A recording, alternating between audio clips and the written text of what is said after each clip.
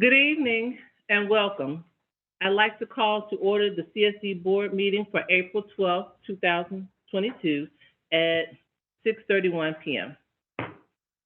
Thank you for joining us this evening. At this time, I'd like to ask everyone to join in a moment of silence and reflection.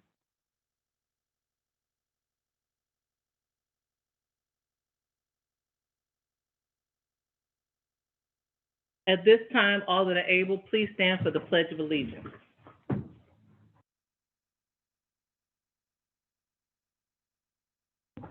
I pledge allegiance to the flag of the United States of America and to the republic for which it stands, one nation, under God, indivisible, with liberty and justice for all. Board members, are there any revisions to the agenda for this evening? I actually have one revision to the agenda this evening, Madam Chair. I forgot to add to the agenda for discussion item for the board, superintendent search. So I make a recommendation that we add that to the discussion item. Thank you. May I have a motion to approve the revision to the agenda? I move to approve the revision to the agenda. Thank you. May I have a second? Second. Thank you. All in favor of approving the agenda for this evening, please say aye. Aye. Thank you. The agenda for this evening is approved. Our next agenda item is the approval of the minutes from the regular board meeting on March 8th, 2022, and the work session minutes from March 22nd, 2022. There were several corrections made to the minutes after the packet was published. Board members, have you had a chance to review those updates? And if so, may I have a motion to approve the minutes from the previous two board meetings? And if not, are there any questions or update about the updated minutes? I move we approve the minutes from March 8th, 2022, and the work session minutes from the March 22nd, 2022. May I have a second? Second. All in favor of approving the minutes from the March 8th, 2022 board meeting, work session, and the minutes from the March 22nd board meeting, please say aye. Aye. Thank you. The minutes from the March 8th, 2022 work session and the March 2022 meeting are approved. That was a mouthful, yes. At this time, we will move on in our agenda to the spotlight section. This evening, we have several spotlight presentations, and I will ask Dr. Fairmont to please introduce our spotlight presenters. Okay, welcome. Thank you, Madam Chair. This evening, we're going to start with our school spotlight, which is Fairmont Elementary. I'm going to ask our Fairmont principal, Dr. Armour, to come up and share the spotlight for Fairmont. Welcome, Dr. Armour. Thank you. Good evening to our superintendent, Dr. Furman, our board members, and all guests in attendance, both in person and virtually. My name is Curtis Armour, Jr., and I serve as the proud principal of Fairmont Elementary School. Our 2022-2023 theme is Challenging Limits and Transcending Barriers. And I can truly say that our school community has done just that, both academically and socially. Fairmont Elementary School is an EL education credentialed school. EL education's approach to curriculum promotes both challenge and joy in learning. Fairmont, in partnership with EL, works to empower students, staff, and families to contribute to a more just and equitable world. This year's Fairmont Board Spotlight focuses on EL Core Practice 24, engaging families in the community in the life of the school. We are excited to share how our equity work at Fairmont encompasses the entire community in creating a school environment that celebrates, encourages, and affirms our diversity. Enjoy.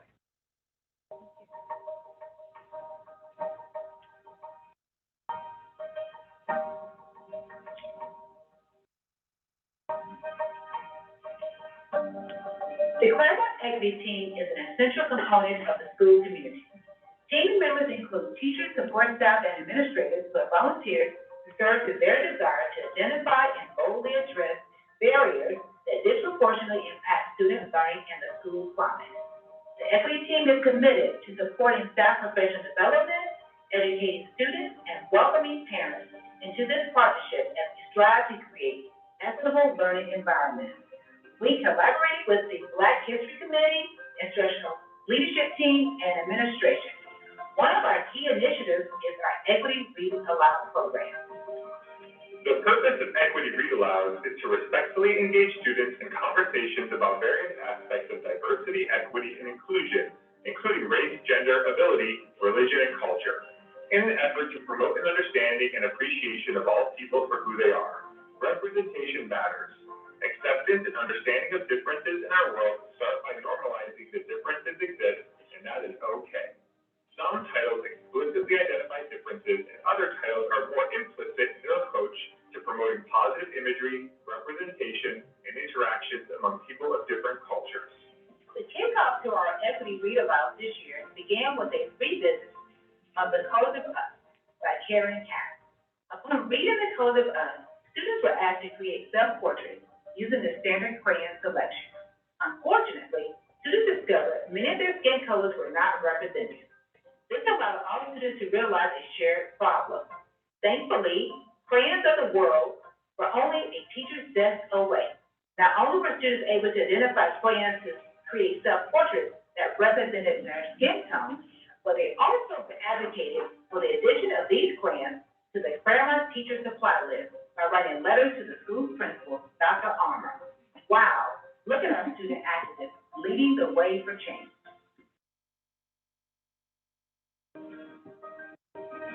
The DEI committee, along with the Fairmont PTA, sponsored a town hall entitled "How Can We Bridge the Opportunity Gap Between Black and White Students?" In the town hall, Fairmont Elementary created an outdoor start. Every child enters our elementary schools as a potential philosopher, doctor, scientist, environmentalist, geologist, farmer, artist, writer, social justice activist, botanist, president, and more. This is about the children. So the question is, how are the children doing? We believe that each child is inherently able to learn and has a natural desire for knowledge. We believe that each child thrives intellectually, socially, emotionally when immersed in nurturing and respectful learning environment. We choose to profoundly elevate our expectations of intellectual potential of children of all races as each child works towards achieving his or her higher aspirations.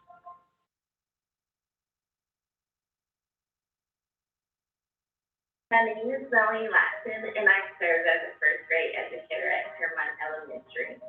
March on Fairmont was birthed from an event that I created as a first-year teacher back in 2016. While teaching my students about the historic March on Washington event, I had a deep hunger to not only teach my students about, show them how they themselves can do today. Through the heavy climate of that time, it was important to give my students power in a moment in which they felt powerless. For the first time in their lifetime, many of my students were seeing the true ills of racism and white supremacy in our world. There were many moments when my students would address their fears about police brutality, unfair immigration laws, and even their impression of what our new president would mean for the future of Black and brown.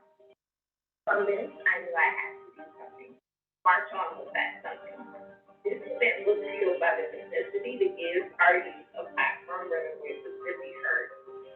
This year for March on Fairmont, we not only invited families to cheer us on as we march, but prior to the event, we welcomed them to have a meaningful conversation with their child to find out what issues they're most passionate to march for.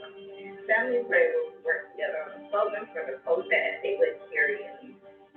Sending the home to our classroom discussions led by the guiding question, what are you marching for? Not only strengthen our collaborative efforts with parents, but enlighten the student on the diverse cultures, values, and concerns of the peers around them. Students were able to connect each issue like a new piece of a colorful puzzle that illustrates the complexity of what social justice truly is. The finished product of March on Fairmont was not simply hallways filled with statement posters that highlight our progressiveness, but instead the commitment of these students to exercise advocacy, inclusion, and an urgency to disrupt inequitable systems by simply using their voices to speak out.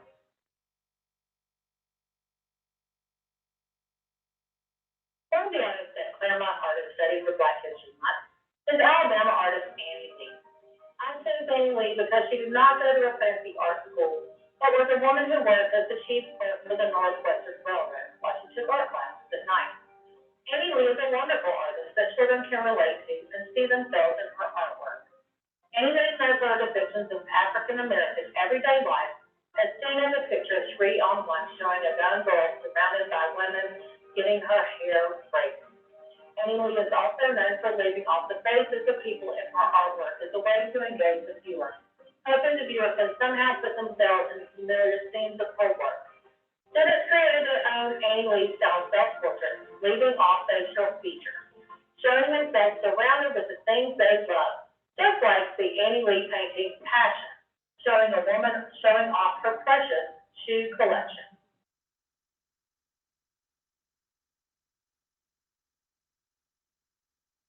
At Claremont, we strive to engage families and the community in the life of the school.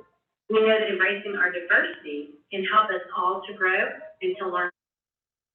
During Hispanic Heritage Month, we celebrate learning about Hispanic American leaders during our morning announcements. Second grade students also made flags of different Spanish-speaking countries and shared facts about each place. Some students actually had ties with the countries that they made flags of. For example, their heritage. We had a couple of students from Mexico who wanted to share some of their heritage and some of their traditions from their family.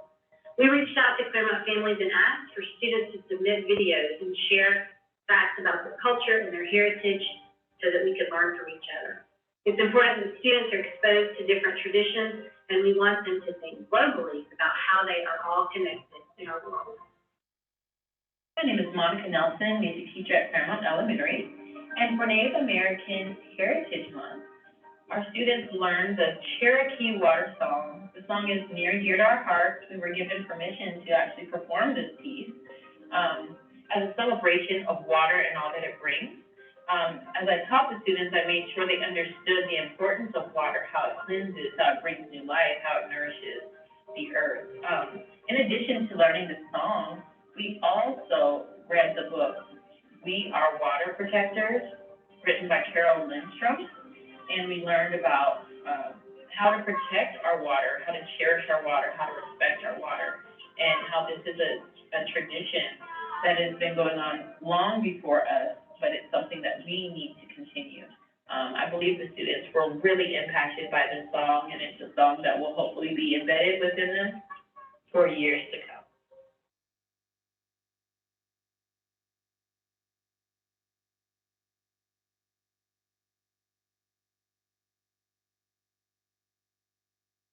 Thank you, Dr. Armour. Thank you. Thank you. Okay, our next speaker tonight, our next spotlight will be is a teacher at Renfrew Middle School, and she will be sharing a project that they recently did in her language arts class, the Community in Action Research Project, where students selected a topic of concern that impacts them and their community. Students then crafted presentations to educate RMS students and share ways the students could get more involved in these issues. Finally, members of the Decatur community came and viewed the student presentations and gave wonderful feedback on the students. So, Ms. Reed.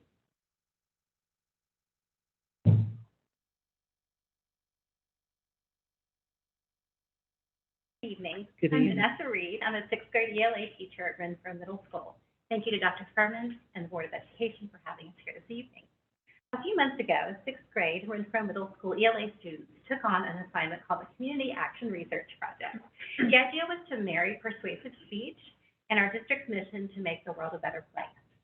Students were asked to find a challenge at school or in the Decatur community and not only teach us about the problem, but also propose solutions. Students pursue their topics passionately. Their concerns range from garbage in the streets to cyberbullying to, yes, even the infamously brightly colored planters that line Howard Avenue. Then students presented their ideas not only to the Renfrew community, but also to the larger community of RMS administrators, community leaders, and Wilson Center staff. Finally, they received valuable feedback from our guests. The projects were outstanding. Our students' compassion, concern, and caring were humbling. The adult audience members were left with the reassurance the next generation already has things well in hand. Students, tonight I present to you one of those exceptional projects. The students Celia Robinson and Sylvie Sherman created not just a website, but a call adults about kids and gender identity. Tonight, these students offer up not just he, her, and hopes to educate our community's leadership about the issues that many students face and ask that we keep these children in mind when making future decisions.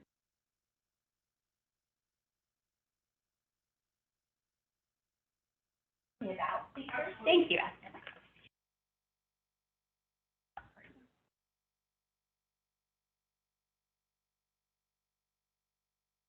Hi, I'm Julia Robinson. And I'm Chloe Cameron.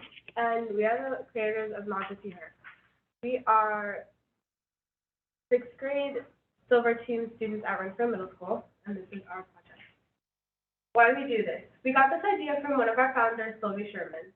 Sylvie was randomly misgendered as being female when she is, so she easily could have identified as non-gender conforming and doesn't present herself as very feminine. This gave her the idea of this cause. Sylvie has always believed in equal rights and respecting others' identities, and now it's just time to take action.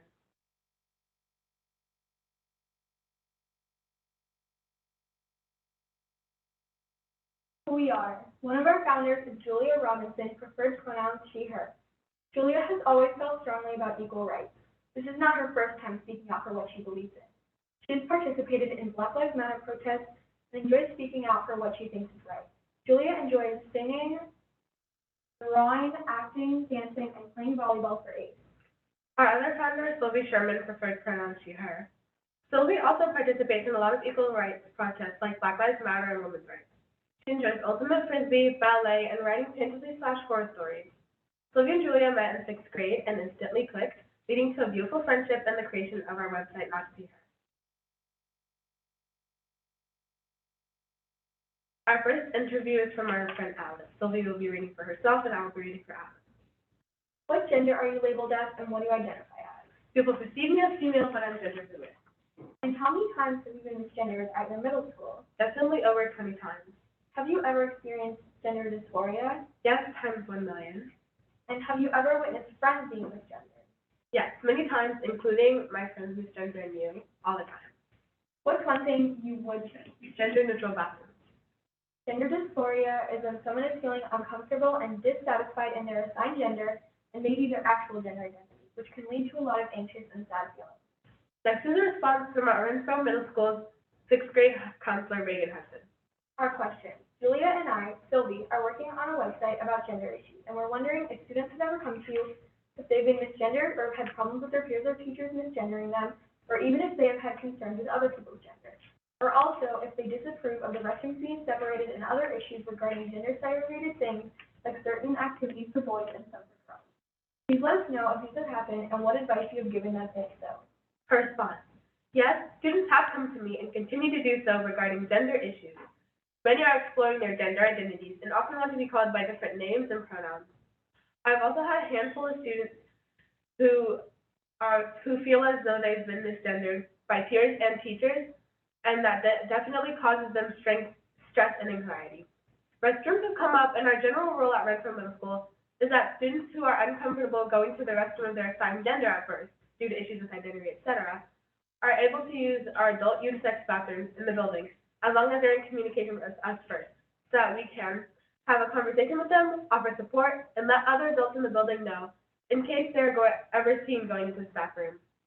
I'm not sure I have any general advice for students in this category, but I do have a simple message to you, which is, you belong here, we see you, and support you.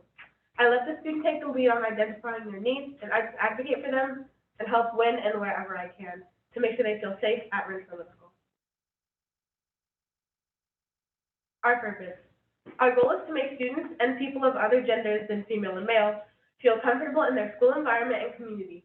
We don't want students to feel alone because of their peers and teachers discouraging their identity and learn what's important and comfortable for them. What we have done and what we will do. We have interviewed many people who deal with these problems as well as help people who deal with these problems. We have searched for and brought resources for not only students, but also just for people who may not be in school, see and use. A few of our solutions to the problem of misgendering and gender separation is to 1, provide gender-neutral restrooms to all Decatur schools. 2, have teachers always ask for students' preferred pronouns and names. And lastly, 3, create school-wide curriculum like PE where you won't have to be separated by gender. Renfrew students can also visit the Student Success Center in room 125, but they must remember to fill out a counselor referral form because they can get very busy. Transgender and children who don't identify with the gender they are assigned at birth amongst the highest rates of suicide, depression, and self-harm rates. But we can do something about it. What you can do is really easy. Take the short time to simply ask somebody their pronouns, which might make them feel more comfortable about their identity, knowing people can and are respecting it. 2, actually acknowledge their pronouns and use them. That way they can feel more safe and seen. And last, don't assume their gender. One thing that I like to do is I will call them by their name until I know their preferred pronouns. Those are just a few of the ways that you can make them feel more comfortable. We should start looking at the Genderqueer Project. The Genderqueer Project is a project run by kids for kids, and is a way for adults and kids to explore pronouns. And it's a great source for kids who are different gender than the one they were assigned at birth. Here are a few common examples of genders assigned male and female. Non-binary. This is a non-binary flag. Non-binary means that though you were born female/male, you feel as though these don't correctly fit you and as a person and use they, them, etc. Gender fluid. This is the gender fluid flag. Being gender fluid means that more than one gender may fit you. And on different days, you might be feeling more masculine, and on others, you might feel more feminine. Agender. This is the agender flag. That commonly means that you don't identify having a gender, or you are gender neutral. Next is bigender. This is the bigender flag. Bigender is when you have multiple personas that can include a female persona, a male persona, and others. Intersex. Intersex means you were born with the physical traits of both males and females. And lastly, transgender. This is the transgender flag, having the wide meaning of you don't identify as a sex you were assigned at birth. Thank you for your time. Do you have any questions? I don't have any questions, but just thank you for a phenomenal presentation. I'm taking a gender and education class right now, and you all could easily teach my class, and I cannot wait to share what you all have shared with this community with my professor. So thank you. Thank you.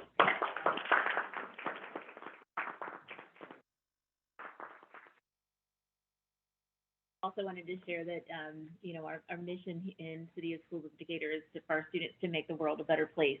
And we can see that our teachers actively involve our students in passion projects and social justice work so that we can actually make the world a better place. So thank you, Vivian, and thank you, students. That was excellent.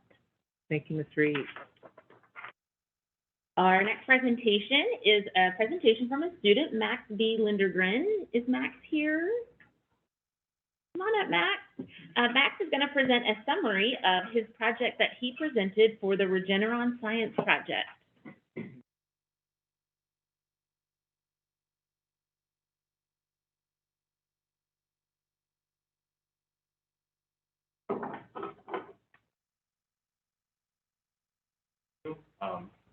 Honored to be here, and I guess I'd like to present a brief summary of my research and I guess what it took to get here and how the board can help other students get here in the future.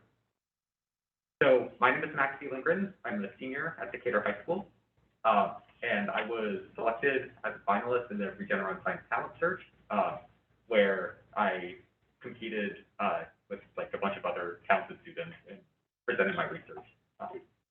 So essentially, in a classical system, the Sharpie that I hold up, I can hold the Sharpie up at any height I want, and it has an energy that's just directly proportional to that height.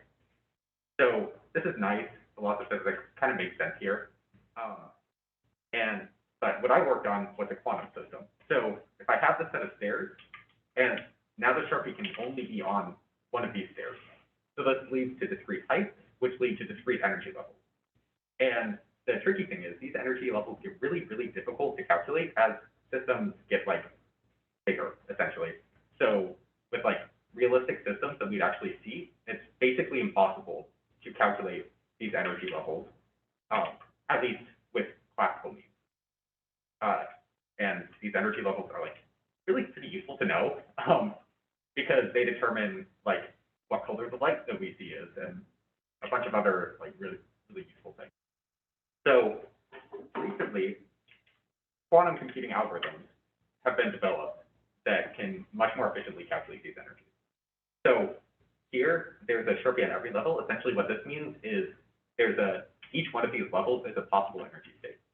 So what one of the algorithms, and the algorithm that I did, is essentially it puts a box somewhere on the stairs, and then it shakes the stairs. After that, it measures, okay, is there an energy still left on these stairs? And because we know the height of the box, we know where the energy is. So what I did is I took that algorithm, I modified it so that it would cover up 2 energy states instead of just 1. So in the system, instead of there being just 1 energy left, there were 2 energies left. And this isn't very useful for actually finding like where the energies are. But what it does allow us to do is figure out, okay, what's the probability that this energy on 2 moves up to 3, or in this case, or vice versa. And these like transitions are very important because they actually control like the rate at which a photon or like a beam of light is produced instead of like the color. So for nuclear physicists, these are really important, as well as for like designing more efficient solar panels and LEDs. That's what I did. In kind of a very simplified way. So the other question is like, how did I get here? What did I do to actually like build up to this? So the short answer is dual enrollment. The long answer is a lot of dual enrollment that I maybe didn't have to do. So when I went into high school, I knew that like I wanted to do physics. I really wanted to know like why things happened and how things worked at a very fundamental level. So pursuing like quantum mechanics was like the best way to learn that. However, to do that, I needed first like a decent base in like normal physics. So what that meant was taking a calculus-based physics class as fast as possible. So Decatur High does not offer a calculus-based physics class. There's IB physics, which is advanced physics, but there is no like calculus in there. So my next goal was, okay, how can I take calculus as fast as possible? And that's where the dual enrollment comes in. I did want to take pre-calculus at Decatur High. I had the prerequisites, but Decatur High was relatively inflexible, so like they didn't want me to move off of my math track, so I went to college essentially, and I took pre-calculus and then calculus through Georgia's dual enrollment program, and also I was able to take the physics course, like a calculus-based physics, which I probably would have ended up doing anyway. So as a consequence of this, I was like kind of introduced to dual enrollment, and I was able to like fully pursue physics through dual enrollment. So I took like several high-level physics courses through dual enrollment, and this ultimately led up to me being accepted to the Research Science Institute in the summer of my between junior and senior year. This is where I met my mentor, and like we came up with this project, and I like started my research. Without dual enrollment, and I guess without the kind of physics background that I had built up, then I would not have been accepted. So dual enrollment was obviously pretty important to me. So it was really quite sad when the Georgia state like Senate and legislature like drastically limited dual enrollment. So now freshmen cannot take dual enrollment. This would have made my freshman year very different and a lot more difficult. And it also would have meant that I couldn't have like actually gotten anywhere near the amount of like physics courses that I had. So now the question is like, what can DHS do to kind of make up for this? In my opinion, the short answer is like letting students take the courses that they want, that they're capable of taking. I know it's like a pretty big administrative change, but I took pre-calculus in my freshman year through dual enrollment. If I had the option to take it through Decatur High, like I took the Decatur High pre-calculus course next year, and it was a good pre-calculus course. I feel like I learned a lot. I covered a lot of the holes of the dual enrollment pre-calculus course, even though it's like fancier and the college course. In my opinion, the teachers at Decatur High are very good, and the courses are very good in general. So, like, if I could have taken them, I would have taken them. I guess that is the main thing. I feel like I would have loved to be more of a part of Decatur High School. I really enjoyed Decatur High School. They're amazing. The students there are also amazing, and I feel like there are students at Decatur High School currently who like could have achieved a like similar thing to what I have done, but either they didn't know about the dual enrollment opportunities, which they were like pretty kind of in the weeds and not advertised too much, or they just didn't have the motivation, or potentially Decatur High made it seem like it wasn't an option. So I just wish that like more students could replicate what I have done, and more students, like future students, can like actually do what I've done and have a similar level of success at Decatur High School. Thank you so much. I'm so glad you brought that, and I think one of our board members maybe has some questions for you. But thank you for bringing the visual, because that really helped me understand your project. So brilliant, well done, congratulations. Yeah. I'm also open to answering questions. Okay. I was gonna ask if there's any reason why it's limited to 2 boxes, full boxes, can you scale that? So you can technically, so I guess you can technically find a rate of transition if there are any number of states left in the system, but you end up needing to go, or to get a really precise, basically you need really precise measurements after you isolate the system, which are not exactly feasible with current quantum computers, and it also, it gets, essentially, the number of transitions will grow really quickly with the number of states present, because like any state can move to any other state, at least in theory. And this makes it kind of difficult to do the calculations to actually isolate it, in addition to the results getting really noisy. But they're like noisy in a way that you can isolate the transitions with difficulty. The other issue is the way the algorithm works. It can only get like whole number multiples of the energy difference. So if you have some really weird system that ended up having like 5 states that were all like this distance away from each other, then you could isolate all of them and maybe find all of the transitions there. But those systems are like very rare in nature. So it's hard to isolate like kind of an arbitrary selection of states specifically. And then also it gets really difficult to actually calculate like the transition rates between them.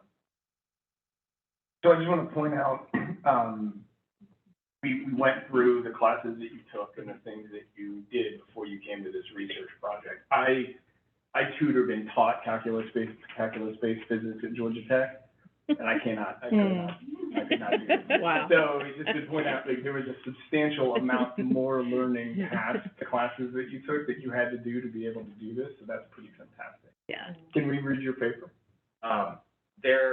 So I can send it Dr. Furman, and there will also be a pair of papers that I'm publishing that will have like similar information. So kind of the first one is like building the system that I use, and then the second one is actually like doing this algorithm. Thank you. Yeah. Thank you, Max. Great job. Well done.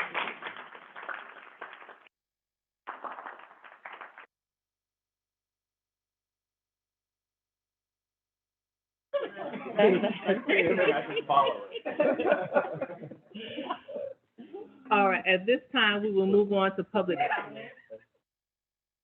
Dr. Furman, do we have any members of the public signed up to speak? We do, actually. We have, let me count. 1, 2, 3. We have 10 people signed up to speak this evening. Okay, and so we like to share this at every meeting, and it's a little wordy, but it's important, so please bear with me. The following information is included in the board policy manual, and members of the public also acknowledge this information when they sign up to speak. This serves as a reminder for all speakers and members of the audience. The opportunity to address the board during public comment is limited to district parents, students, residents, employees, businesses, and organizations. Persons wishing to address the board during public comment must sign in before the public comment period begins, and in doing so, will be asked to state their connection to CSD and/or the City of Decatur. To allow time for the board's other business, public comment will ordinarily be limited to 1 hour or 20 speakers. At the board's discretion, the comment period may be extended for a specified amount of time or a specific number of additional speakers.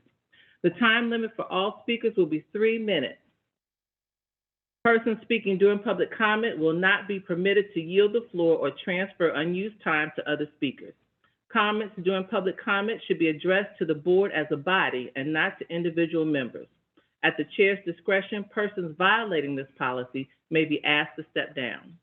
Speakers should be courteous and professional.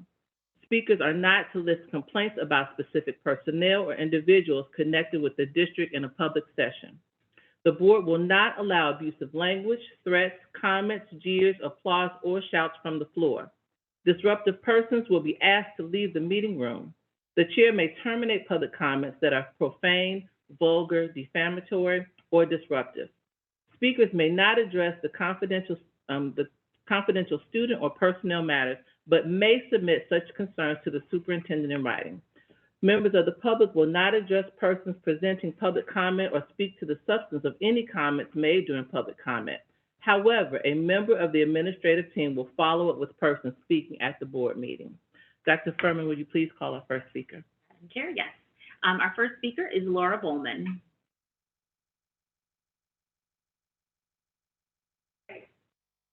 Well, I just want to address our students and principals. From equity to identity to energy, what happens in Decatur matters, and it clearly matters most to our young people. So thank you so much for coming tonight and sharing with us. Good evening. My name is Laura Bowman. I'm mom to Hamish and Margot. Tonight, my goal is to name, not blame or shame, but to raise awareness around a national shift in early literacy and reading instruction from balanced literacy to structured literacy. Reading is not biological. It must be explicitly and systematically taught. Research tells us that 95% of children can learn to read with structured literacy. Our data does not reflect that. Our practices in Decatur are not fully aligned to the settled body of research that is referred to as the science of reading or structured literacy. Without the right practices, we will not achieve excellent and equitable outcomes. 18 states have already passed science of reading legislation, and Georgia just announced a state congressional committee. Let's not get too far behind. We are making some significant investments in foundations, phonics, and letters, and then undermining our own efforts with strategies like those sent home to my house through ARC. Use the first letter, use the picture, here's the leveled reader. It is within your role and responsibility as a governing board to ensure that public dollars are wisely spent so that every child in every classroom learns to read. Contradictory practices are wasting public dollars, hindering our teachers' ability to implement the science fully, straining our special education and intervention teams with struggling readers across the grade levels, and ultimately leaving children below proficiency. The key questions that I would be asking if I were in your shoes tonight, charged with serving the 5,637 children in our school, why are we investing in contradictory instructional practices? Why are we falling behind Marietta City Schools, Gwinnett, Decap, Fulton, that are moving to adopt the science of reading fully? Are we delivering evidence-based reading instruction to all children with equitable outcomes across all demographic groups? How are we responding to COVID learning loss with research and science, as we did with public health mitigation? How many more families have to leave CSD because of reading struggles? Each child is certainly invaluable, but they also cost $5,000 lost in state funding, every child, every year. Simply put, are we following the science? I will conclude by stating the obvious. Guessing, strategies like that are not reading. When we know better, we must do better. Thank you. Thank you. Our next speaker is Elizabeth Hogan.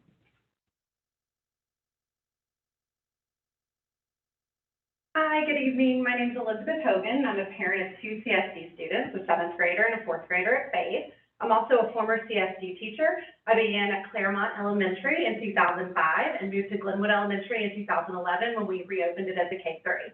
I was an early intervention teacher at Glenwood. I left CSD after the 2015-16 school year to begin working for Reading is Essential for All People, REAP. I'm wrapping up my 5th year as a teacher trainer of structured literacy and as an Orton Gillingham private tutor. I currently tutor 6 CSD students and have tutored over 22 CSD students in the last 4 years. I'm one of many local OG tutors live miles long of CSD families. Tonight I wanted to give a brief history of reading instruction in CSD over the last 15 years and highlight the positive steps the district has taken in regard to reading instruction and the next steps that the district has to take in order to teach all of our students to read. Research shows that by following the science behind how our brains learn to read, we can teach 95% of students to read proficiently. When I came to Decatur in 2005 with a bachelor's degree in elementary education and a master's degree in early childhood education and 5 years prior teaching experience, I didn't yet realize I had no clue how to actually teach a child to read. This is a major downfall in teacher prep programs. Decatur was using Lucy Hawkins' reading workshop. Lucy Hawkins is a pillar of the Balanced Literacy Camp. Balanced literacy is rooted in surrounding kids with books of their own choosing, spending up to an hour of independent reading time from book boxes, and whole group teacher-led mini lessons on how to use meaning, syntax, and visual clues to figure out a word you couldn't read. This is known as the 3-cueing system. The system has been disproven in hundreds of research studies over the last 25 years. The 3-cueing system effectively teaches students to guess at words instead of decoding them. At some point, Decatur moved to a new popular balanced literacy curriculum, Fountas and Pinnell. The same structure as Hawkins, but with S&P, came pretty sets of leveled readers in the same 3-cueing system. No phonics or phonemic awareness curriculum in sight. We watched students continue to fail over and over again at Glenwood Elementary, and my co-teacher and I went to the Atlanta Speech School and were trained in Wilson Foundations. We brought it back to Decatur in 2014, and we were really happy in 2016 when Decatur adopted Foundations. This was a great step forward. In 2018, Decatur and DEF partnered to train K-2 teachers in structured literacy through REAP. I was lucky to be able to train 2 of those cohorts, and this training was a game changer for teachers in the district. Many of those trained teachers are effectively teaching structured literacy now. They're buying decodable text with their own money, and they continue to email me and other trainers with questions. They were happy when CSD finally dumped Fountas and Pinnell, but they've been disappointed that although American Reading Company states on its website that it doesn't use the 3-cueing system, outlined in the teacher's manual, look at the picture, say the first letter, say blank, and continue reading. This is memorizing pattern and using pictures to figure out words. It's straight up 3-cueing. ARC also utilizes long periods of silent sustained reading, another disproven balanced literacy tenet. We have to do better as a district. We have to have those educated in the science of reading, making curriculum choices. We have to use research-based practice to ensure that all CSD students learn to read. Thank you. Thank you. Thank you. I have to go back. Our next speaker is Kate Reddy.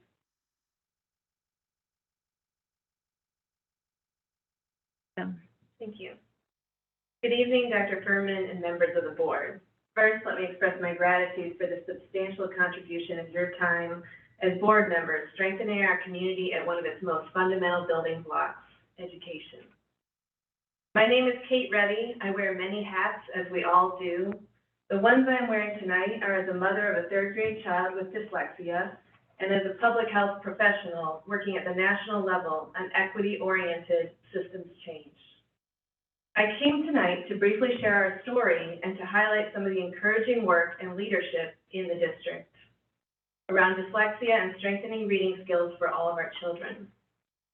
Last spring, my husband and I made a difficult decision as strong public school and CSD advocates to withdraw our son from city schools of Decatur and enroll him in a private school 40 minutes away, which can provide an intensive remediation approach through the phonics-based structured literacy he needs.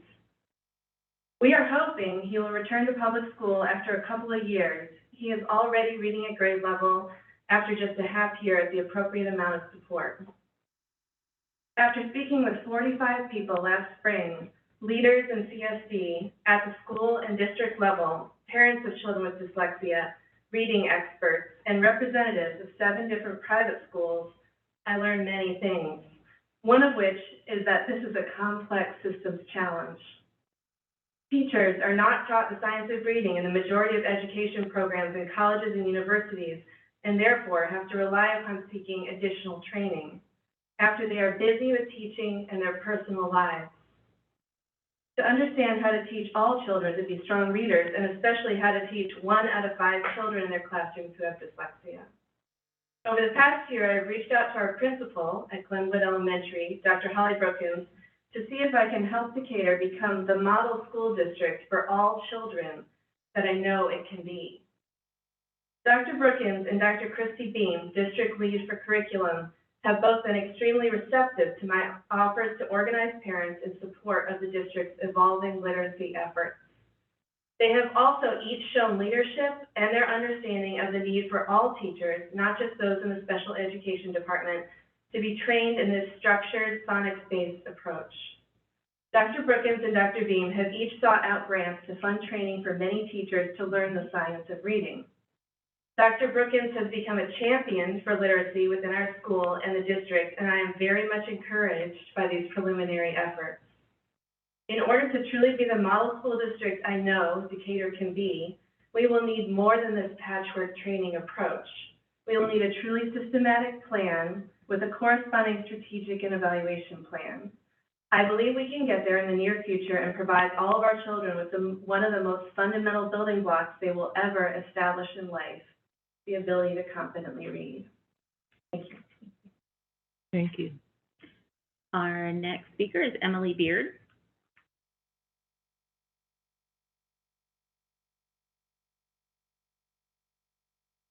Sense of theme here.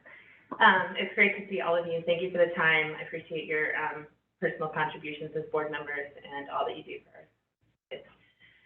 So this is a very personal story. My son McGill is dyslexic. We tried multiple times to get him support here in Decatur, starting at College Heights when he was 2, again when he was 4, and then again as a Claremont kindergartner. He was denied his 504 multiple times, despite multiple disabilities. And so we've been told, just, whispers and bold-faced that Decatur kids really have to fail in order to qualify for special education. So we hired a tutor, one of these OG tutors. We waited on a wait list for a long time, and I started to learn about structured literacy. And I was confused when I started to learn and then see how we were implementing things like RAS kids, for example, and the guessing and trying to get our kids to Q. That those are part of the curriculum in kindergarten. The worst part, though, I think about being a parent of a struggling reader is the confidence piece. And this is where the tough oncology nurse sits these heartaches day in, day out. Had to pull it together every day when my kid would put his head down on the table and say, I must be the stupidest kid in my class. Because he was being asked to do things that were not appropriate for his reading comprehension level. This was not structured literacy. I'm pleased to say now that we have moved on to the Skank school, that McGill is there. He was one of 15 kids from CSD that was in CSD's attendance zone attending Skank. This year there are 13. Add to that numbers attending Speech, Swift, Howard, Sage, and other schools. We are sending busloads of children outside of this district to get the support that they could be and should be getting in our district. Dozens of kids are being pulled out of these neighborhood schools and driven all over Atlanta to attend these costly private schools. And because we do need to talk about equity, I want to think about the kids that are not having that opportunity, the kids in Decatur that are never going to access structured literacy support because they don't have the opportunity to be identified or the opportunity to attend schools like my kid does. I'm told that there are more than 75 functional in our school here in Decatur High School. That should be a call to action for every single one of us in this room. So we have 75 kids in our high school who cannot read on a functional level. So it's budget season. and I know that you all can do the math, but I just want to highlight the impact of all of these kids that are leaving the district. So our family is just one of at least 30 by my count. I certainly don't know. I know a lot of people in Decatur, but I count 30 kids that are siblings. But if we say, let's say $5,000 per kid for 30 kids, that's $150,000 a year. If those kids, as many of them do, leave in 5th grade and don't come back, that's over $1 million. So anyway, in closing, I would just like to know, I think most of y'all know me as a friend and as a neighbor. I'm a cheerleader for this town. I love these schools. I love our teachers. I love our administrators. And I'm just really sad that we're at a point where families like ours with, you know, SLT leaders and PTO presidents and Girl Scout leaders and Boy Scout leaders are leaving. And that we are, you know, doing so because we feel that this school system is not meeting our kids where they need to be.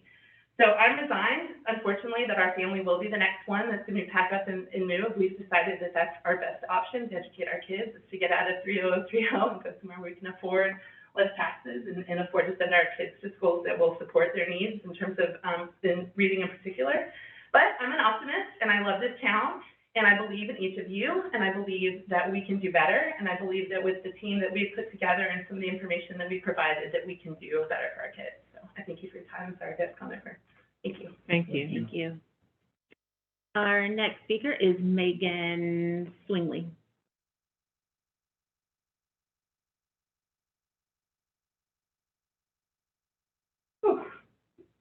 Hello, thank you for having us. I'm Megan Swingle. I'm a parent of 2 students in CSD and 1 student at the Skank School. I'm also a parent volunteer in the communications chair for Decoding Dyslexia Georgia, a statewide grassroots organization led by parents where we empower families and inform policymakers on best practices to identify, remediate, and support the 1 in 5 students who have dyslexia. Reading is the doorway to education. And it's shocking and extremely disappointing to me that CSD continues to invest in balanced literacy in 2022, when decades of cognitive science research show us that a structured literacy approach is the most effective way for all children to learn to read, not just those with dyslexia, but all students. I have a copy of Nancy Young's Ladder of Reading and Writing that I will share with you all after this presentation, so you can take it with you. It is an excellent visualization of who structured literacy supports. While some students will learn to read regardless of our actions, for the vast majority, structured literacy and the explicit sequential teaching it provides is essential to success. In fact, research shows that even strong readers are helped by a structured literacy approach and certainly not harmed. I want to say thank you from the bottom of my heart to the Decatur teachers who take time away from their own families to spend their nights, weekends, and precious summer days training in structured literacy practices like Orton, Gillingham, and letters. The balanced literacy curriculum and materials CSD continues to invest in are at odds with everything our teachers are learning in their structured literacy training and hinder their ability to implement what they're learning in their classrooms. The stories you've heard tonight, including from Emily, are but a fraction of the number of families who have outright left CSD or who have supplemented their child's CSD education with costly private tutoring. CSD seems far too comfortable denying special education services for the purported reason it's not yet failing, is not far enough behind to qualify, while knowing full well that these families are making sure their child doesn't fall behind by paying for private tutoring outside of school. Hiring private tutors, paying for costly psychoed testing, even hiring advocates to help ensure a child's rights, federal rights, to a fair and appropriate public education is a privilege that not all families can afford. I hear a lot of talk about equity in our schools, but take a deeper look at our Milestones numbers, and I know you all are well aware of the achievement gap crisis that is anything but equitable. Only 14% of students who are economically disadvantaged are reading proficiently. And for our Black student population, who are statistically more likely to be underdiagnosed for learning differences, only 33% are reading proficiently and above. There is nothing equitable about a culture of learning in which families who have the means can supplement public education with private tutoring, while students whose families can't afford it fall further and further behind. It's far past time for CSD to fully embrace the science of reading, train all K through 5 ELA teachers in structured literacy practices, and eliminate the failed balanced literacy programs that are exacerbating this achievement gap crisis we are facing. Thank you so much. Thank you. I have copies of these for you. There's a whole thing about structured literacy on the back too, that you can enjoy at a later point. Thank you. Thanks so much.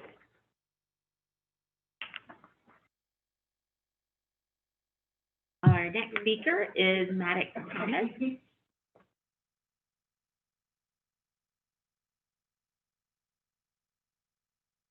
Thank you, Dr. Furman and the board for the chance to speak. I'm Maddox Thomas. I'm a member of Decatur High School's varsity debate team. And I wanted to speak quickly to some of our achievements this year. We've remarkably won outright 2 tournaments, Damus and Stanford. Second place in the state of Georgia in the congressional and policy debate, as well as at the Stanford debate tournament, and have one of the strongest pools of middle school debaters as well as high school debaters that we've had in decades, probably. And I think that a large part of this is due to the amazing group of debaters we have here. We have the entire varsity debate team at this board meeting today, which includes 2 juniors as well as our 4 graduating seniors this year. And the amount of dedication has been incredible, as well as the support from our coach.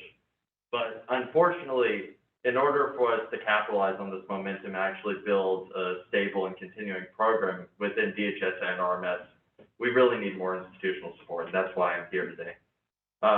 There is an approved course, and I believe you all received a letter. I don't know if you've had the chance to read it yet. There's an approved course in the Georgia State curriculum for speech. It would be a fantastic opportunity for Decatur High School to instate this course as part of its curriculum, possibly to hire a teacher that could teach both at Renfro and the high school, a combined series of classes. We could also use the support. We've been able, because of the pandemic, to travel outside of the state to tournaments in California and Michigan.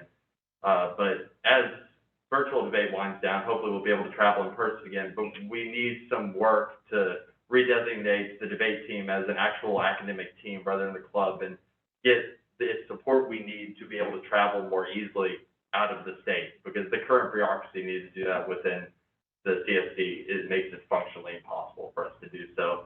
We're traveling maybe twice a month outside of the state to tournaments to represent Decatur on a national scale, and it's very difficult to do that, but we would love to be able to continue to do that. I want to be able to bring more people into the national travel part of our debate team, because before I started in freshman year, we didn't have any representatives on the Georgia circuit or on the national circuit. Now we have this chance, and we have about 40 people who showed up to our end of year program from the middle school. And I believe if we take this chance to really instate debate within the curriculum, to provide a better stipend for debate. Currently, we have Vivian Dawson and Beth McMahon, who are excellent coaches and teachers in the district, but who will eventually retire. And in order to attract new talent and people who are willing to spend the countless hours every week coaching debate, running through the paperwork, we're going to need to put a competitive stipend for doing that work forward, which we just currently don't have the support for. Thank you. Thank you. Our next speaker is Lisa Johnson.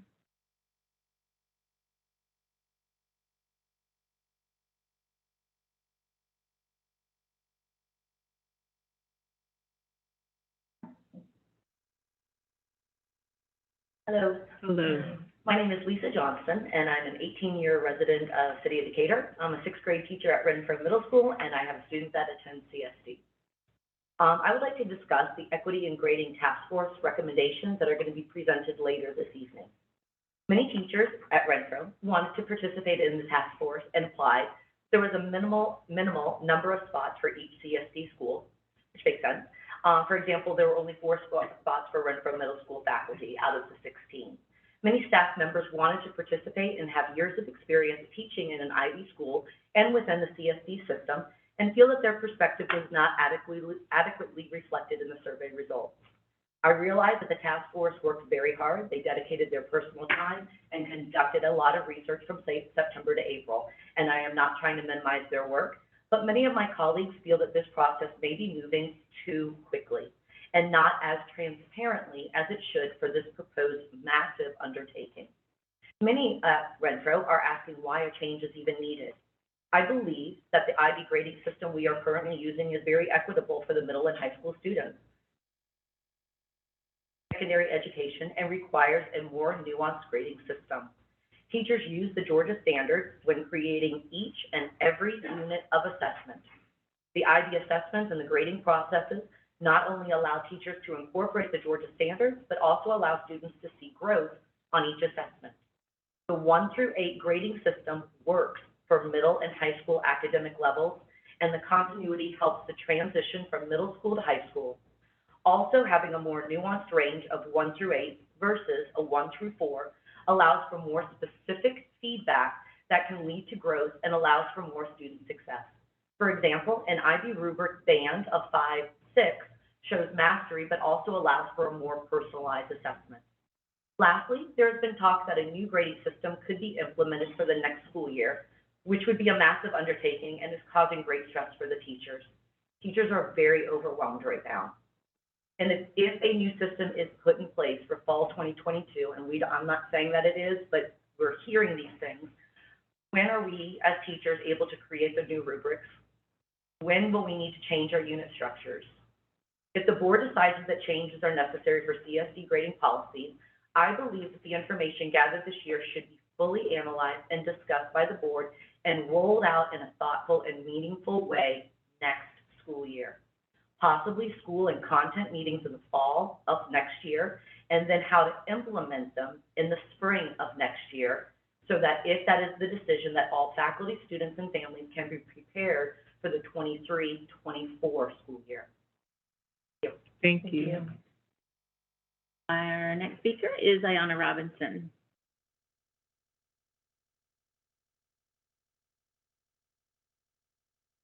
Good evening. Good evening. Dr. Furman, members of the school board, thank you so much for your time and this opportunity.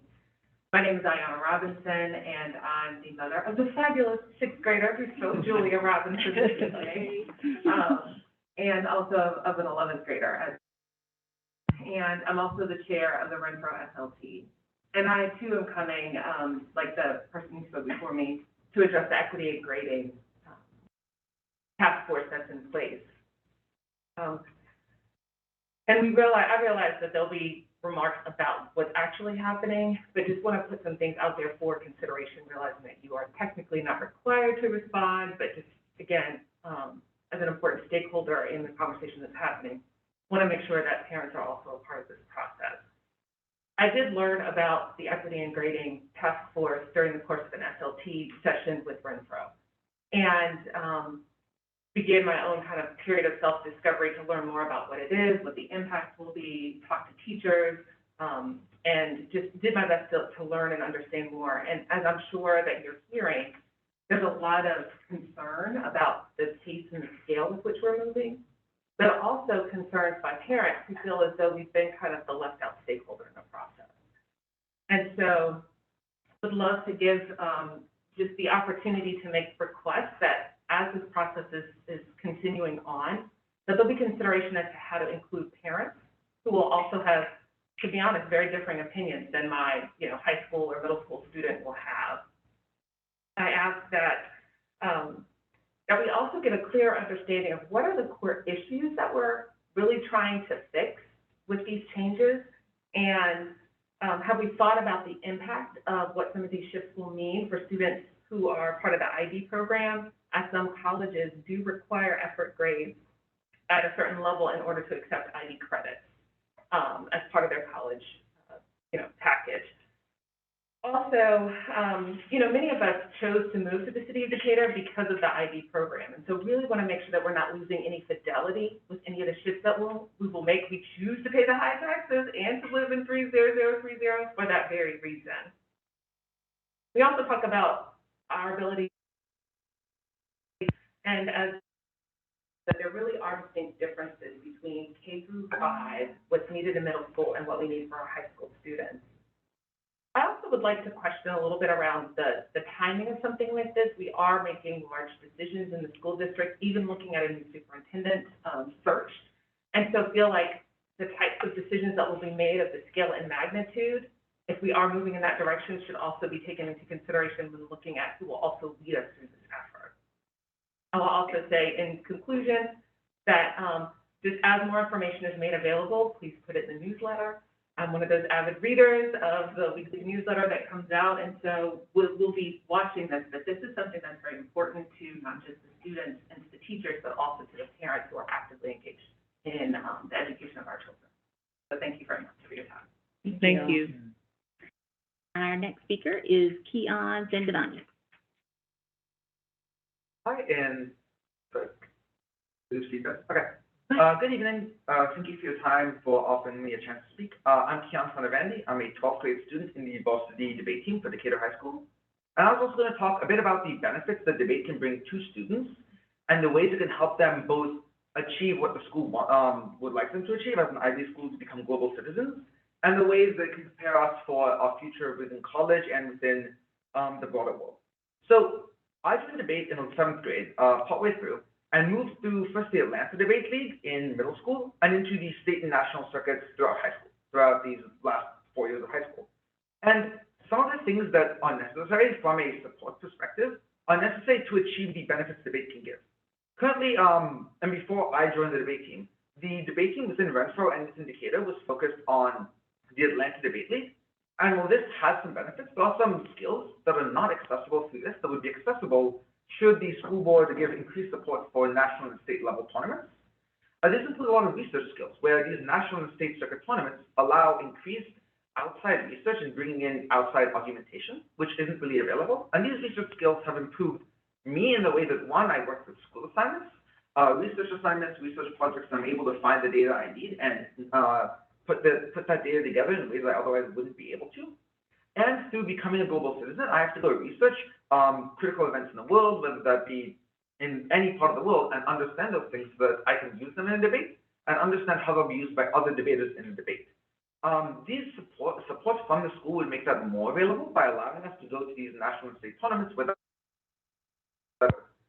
And additionally, those larger level, those higher level tournaments would allow Decatur students to represent Decatur both outside of the state with teams from all 50 states and even from outside the country in some cases. I believe there's a team from Taiwan, for example, that debates on the national circuit, and intermingle with ideas from other areas of the world. These ideas would be critical to become the global citizens that Decatur High School wants us to be, as they allow us to understand what others within the world think and believe.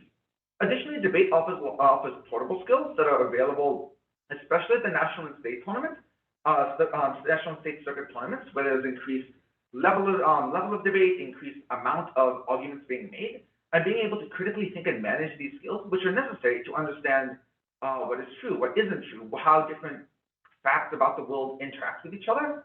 These skills are critical to becoming global citizens and are available at national and state circuit tournaments, which schools in Decatur, as of now, have not given much support to and should give more support to.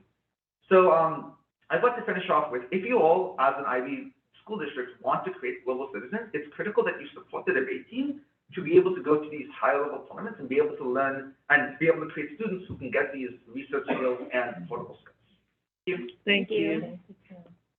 And our last speaker for this evening is Pam B. Lindergren.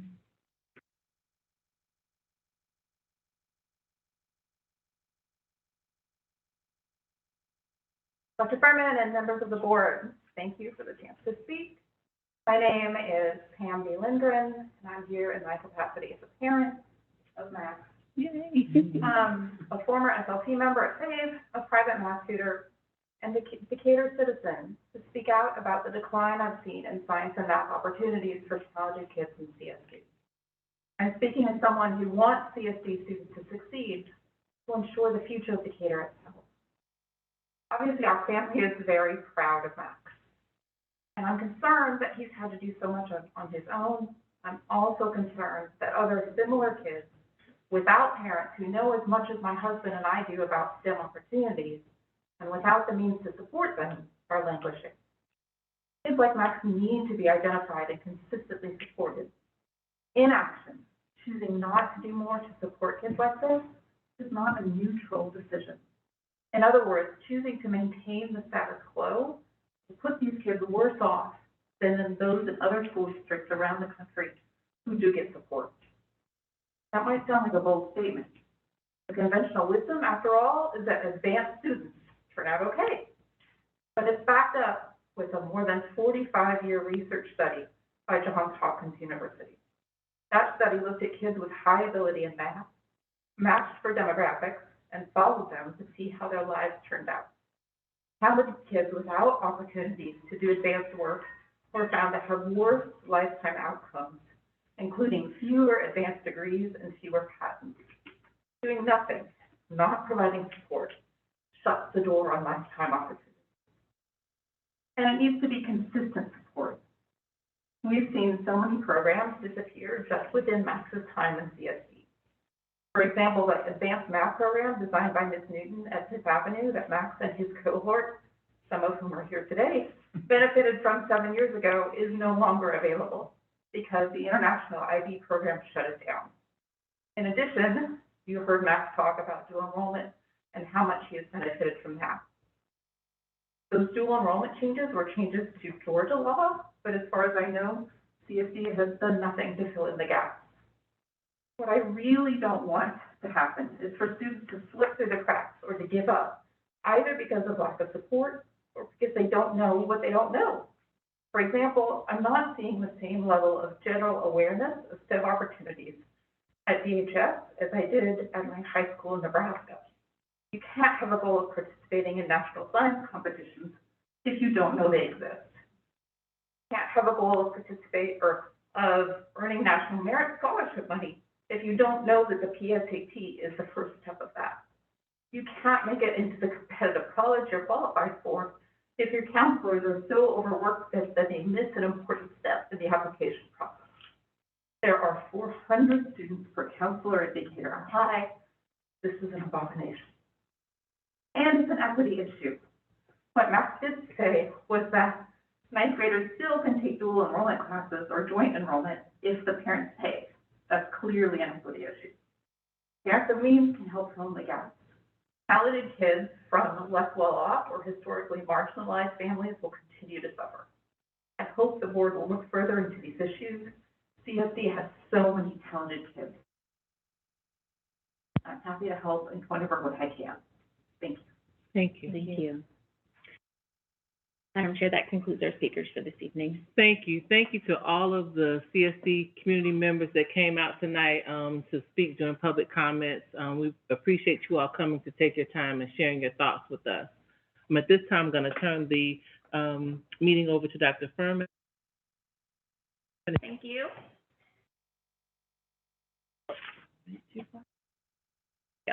First, I'd always like to give the board an update on things that have been going on with myself and my team over the past month since the last board meeting. Did want to highlight that Sergio Perez and I did finish our capital outlay facilities course. That was very interesting for me. I learned a lot about what we need to be looking at for our 5-year facility plan and getting that updated as we move through the next semester, next school year. Also, I attended the Learn for Life quarterly meeting. This is a really great group. It's all the metro area superintendents, along with a group of business partners and nonprofit organizations. And Learn for Life is really focused on helping the superintendent see problems of practice and understanding how you can support each other through that process, and you can scale projects from smaller, successful little projects to bigger projects. One of the main focuses on this last call for the Learn for Life program was talking about the success of students in 8th grade math, particularly how the access to Algebra 1 in 8th grade math is a huge determination of student success in high school. So that was really interesting and something that I'll be working with Dr. Beam and her team on, talking about how we can expand access to Algebra 1 in 8th grade. Also, I was accepted into the Courageous Conversations About Race affiliate training. I'm really excited to participate in that training and deepen my knowledge about the use of Courageous Conversations About Race and how I can further enhance our equity work in the school system. Also was collaborating with our GSBA partnerships on developing our work plan to update and kick off our strategic planning process for City Schools of Decatur, as well as our policy review. And I will be providing monthly updates to the board on where we are in those processes with a timeline and action steps that you can anticipate coming. Stakeholder meetings this month, or previous month, met with Teacher Advisory Council and the Classified Staff Advisory. One of their main questions was about the bonus that was coming from the state, as well as changes in pay for the upcoming school year. Also met with the student advisory teams. They have been working diligently with me on updating or creating really a list of what students in City Schools of Decatur want to see as it relates to our core practices for equity, as it relates to accelerating student achievement and building and sustaining a positive culture and climate. So they finished going through all three of those pillars. The next meeting we have will be May. At the May meeting, we'll review a final draft of all their recommendations to create kind of a final product that I will then share with our SCLT committee, and then I'll bring to the board for consideration and review. Monthly principal check-ins. Had our last monthly principal check-in the Friday before spring break, and I could tell the principals were like, can we just go? But it was good. We touched base on a bunch of different, tying the bow on some staffing issues, so that was really great. Metro RESA board meeting, that is the monthly meeting with all the metro area superintendents and just kind of talking through problems of practice, and that's a great meeting as well. Also the quarterly Decap Chamber of Commerce meeting. That is a really great networking community meeting. I really enjoyed attending that, and one of the takeaways from that is I've got several Decap Chamber members that are going to participate on our strategic planning committees as we start kicking those off in the fall. So I think we've got some great contacts to bring in some additional resources and connections for our school system. Also attended the Decatur Education Board meeting, and Ms. Rothman is doing great work with Decatur Education Foundation, and I'm excited to continue partnering with her on that work. We did hold our fifth class for our Leadership Academy program, and that was a focus led by Ms. Holt on the state and federal programs. Obviously, we've been doing lots of work and getting our final budget presentation ready for the board to review this evening. We've been doing internal staffing, hiring, as well as going through our transfer process. And that has been quite a task because as we follow the moving pieces, making sure that we've tracked all those, that ended up being quite a process to make sure all those positions were filled. And I just want to let the board know we are still moving ahead with the central office staffing audit. Phase one of that is complete. The consultant is going to come and do a second round of reviewing and interviewing staff members, and then we'll be presenting a final report for that. Did get to all of the schools over the past month. It was great to see our students in action and visit with teachers. We have so many wonderful things happening in our schools. Two community events I was able to get to over the past month, the Tally Black History Wax Museum. That was really phenomenal, just so fun to see the students acting out various situations from historical events. And then the middle school also did the parade. I got to get a sneak peek of their performance at the high school. So great fun getting out and seeing our students and teachers in action. Did also want to update the board that we are going to be kicking off calendar input survey. I will send this out in the Friday follow-up, but just want to give the board a heads up on that this is coming out soon. And we'll be open for the next month a survey on two upcoming calendars. So the 2023-24 calendar, as well as the 24-25 calendar. And what I've done is presented several options for our stakeholders to consider. So the standard option is pretty much the calendar that we have in place right now, using that same format with our breaks, with the 2 early release days prior to the winter and the fall and winter break. But then we've also created some other options for people to consider. One option, so you'll notice on both of those calendars, and when you get the link, with different color coding. So option 1 for both the 2 years creates a monthly early release day. I think and we've already started some early release. We've seen the benefits for the staff on holding parent conferences. I think it can enhance opportunities for our teachers to attend essential professional learning training when we have regular early release days incorporated in our calendar. We've already been talking with the city, and they are ready and willing to support us with providing extended childcare hours when we know those would be necessary for families that would need to have extended childcare time if their students were being released early. And then option 2 is it's a little bit of a mix. It's also some early release days, but then also looking at the opportunity to embed some digital learning days. One of the overwhelming things that we've heard from our students in the advisory committee, particularly at the high school level, is that they are really wanting time in their school day to get like the work of the work done, meeting with teachers, being able to follow up on things, time to catch up and study. So this was one of the things that may be an opportunity to embed some of those. So these will be out there for review. I'll send them out in the Friday follow-up. The survey will be open for 1 month for feedback. And depending on what the feedback comes from the community, we've already gathered that feedback from the staff at each of our school buildings.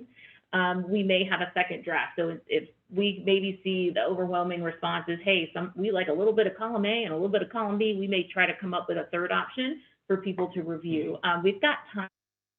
The board needs to approve these calendars. I wanted to get ahead of this and make sure those calendars are out early so that we can do a good job vetting the calendar options for the upcoming school years.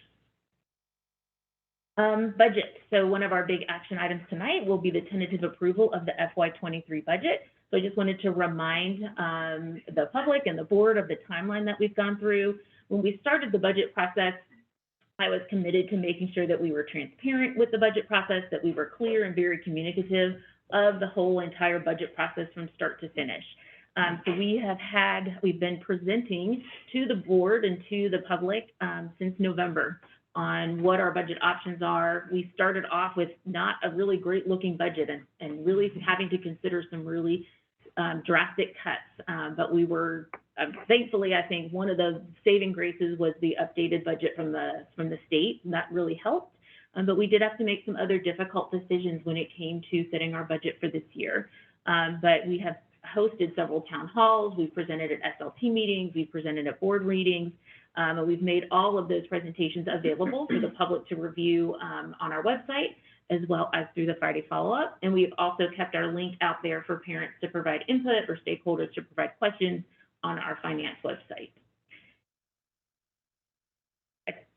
So I did want to then also just rewind all the way back to where we started this conversation in November, which was a review with the board of our vision and our mission, our core beliefs and strategic priorities, as well as our theory of action that all fuel and drive our framework for equitable outcomes for students.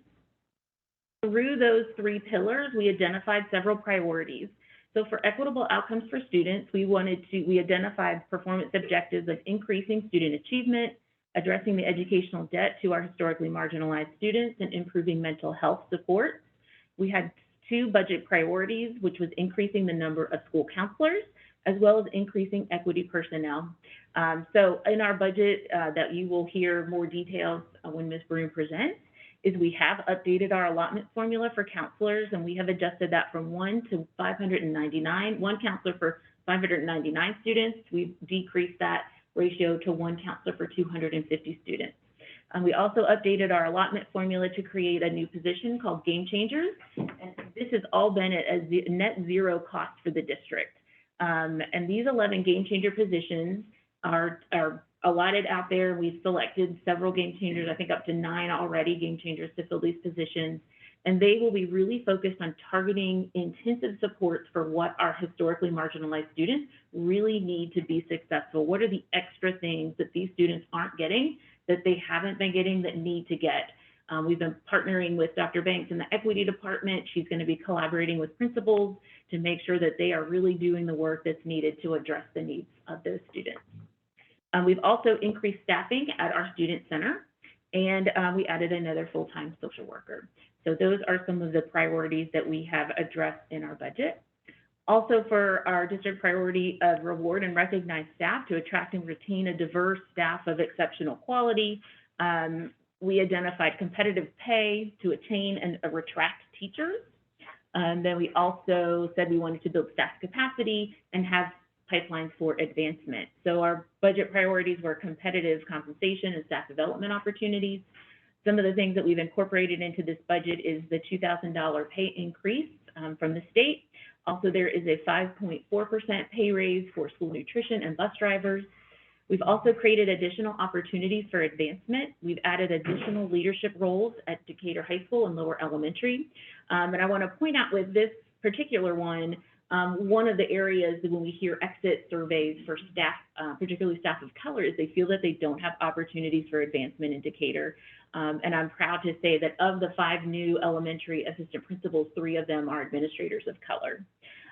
Also, at the end of 2022, we will look at our fund balance, and if there are sufficient funds, Ms. Broom and I will look at the possibility of recommending a cost of living increase for other staff members if those funds are there. And the following goal area was operational excellence. And our goals here were to enhance safety and effective learning environments and maximize financial stewardship and increase operational efficiency. So financial stewardship, I think we have done a great job with this budget of really doing more with less, creating budget cuts where we could, updating our allocation and staffing model so that we can really address the needs that we have as a school system. And maintaining that mill rate, I think, was very important for this budget season. So that's just a highlight for the board of some of the enhancements that you'll see in the budget presentation. So I did want to address, I've heard some of the comments, and I did want to remind the board that one of the goals that I have had in my evaluation for this year was to build a data culture. So the goal that was written and put in, that was adopted into my evaluation system, was that by June 2022, the superintendent would have built the foundations for a data culture that is responsive, sustainable, promotes equity and inclusion, it's user-centered, holistic, and aligned to take root and flourish by clearly identifying CSD's data culture beliefs, values, norms, and resources and spaces. And we've been using an anchor text called For Good Measure. It's a guide for building a strong data culture in schools. And I want to update the board on the 4 steps that I've made sure have been completed for this process and what is coming up next, because this is where the equity and grading task force was kind of married into this work to help improve our equity work. We worked with admin staff and our superintendent staff, and then this was brought to our teachers at the schools, is to identify the why. Why is this important? And I've included 2 quotes at the bottom from this article and the anchor text that we've been using. And the first one is that many districts are data rich but information poor. And there's a lot more to that sentence.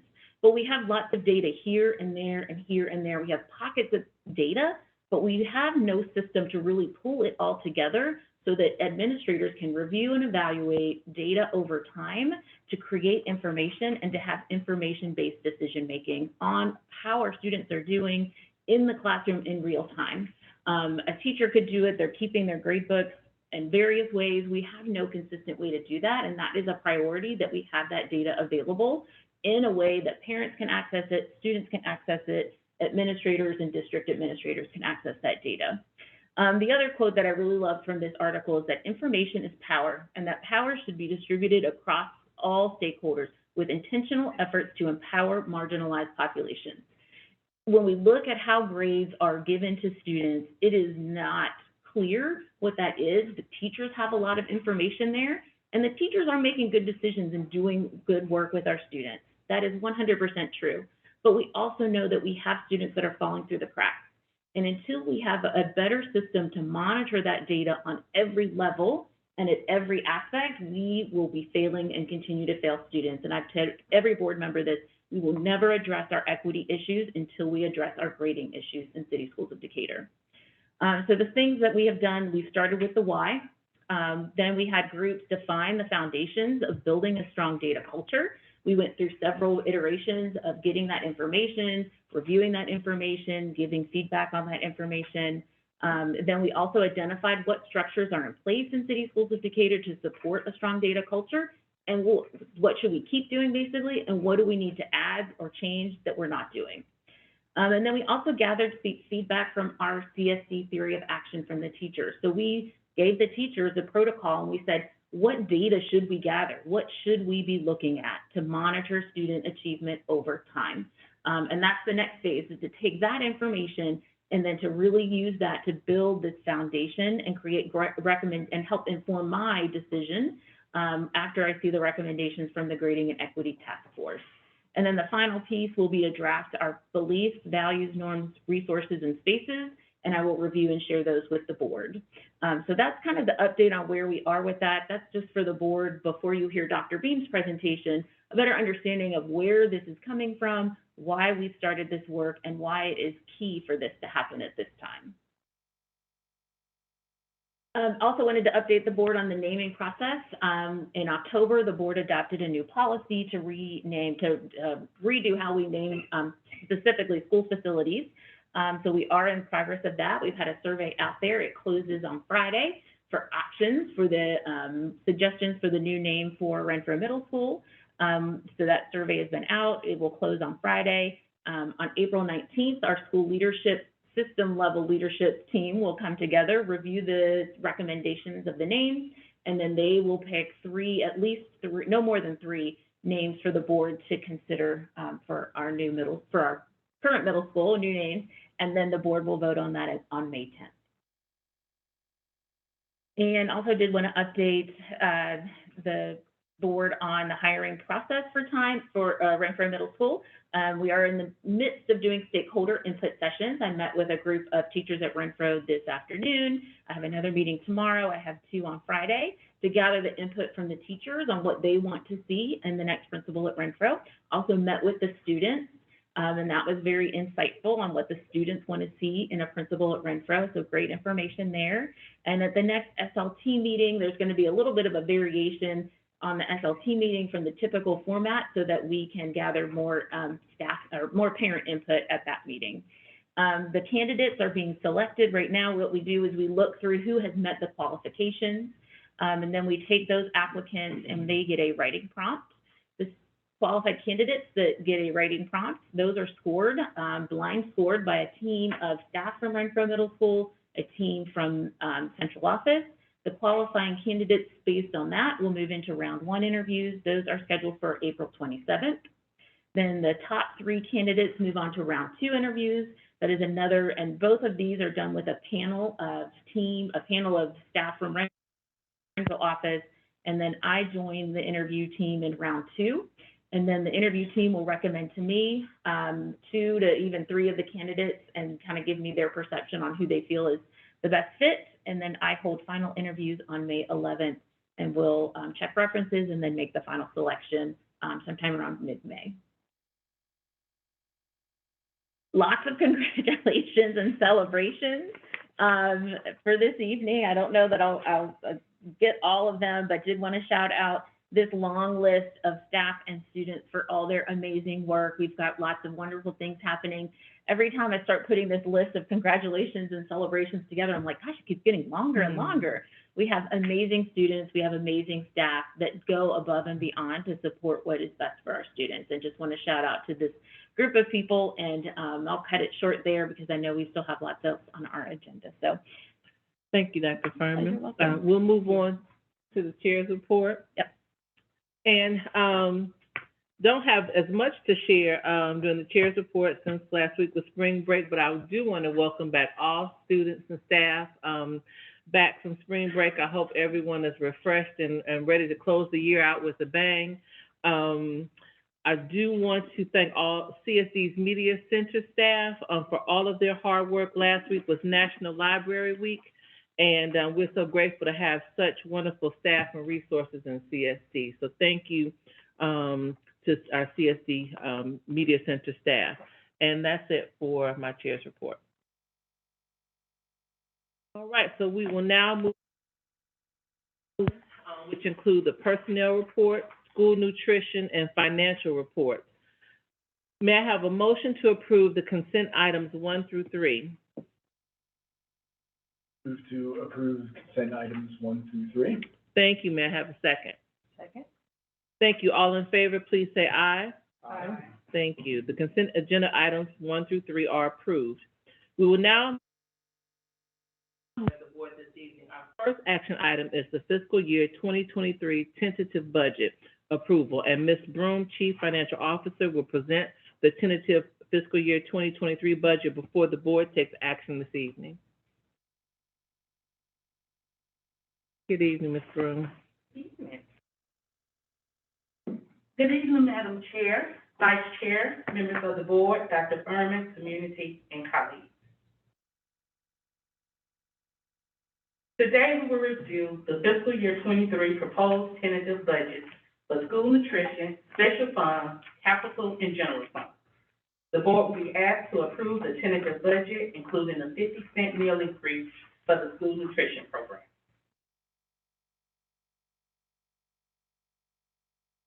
School nutrition proposed fiscal year 2023 budget.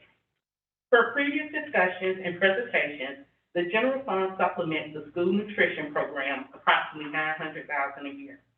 In order to reduce the general fund supplement, an increase in meal price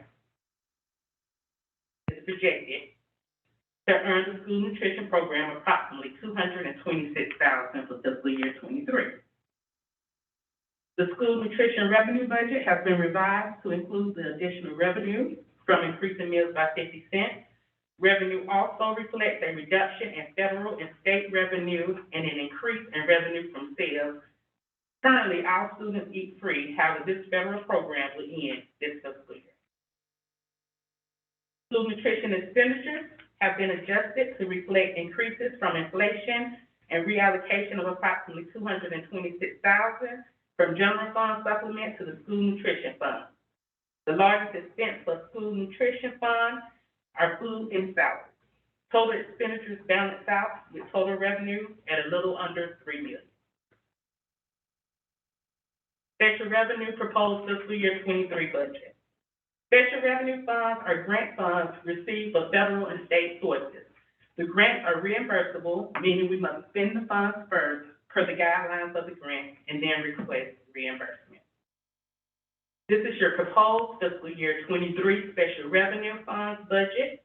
The total expenditures balances out with a total revenue of approximately $2.7 million. Capital proposed fiscal year 23 budget.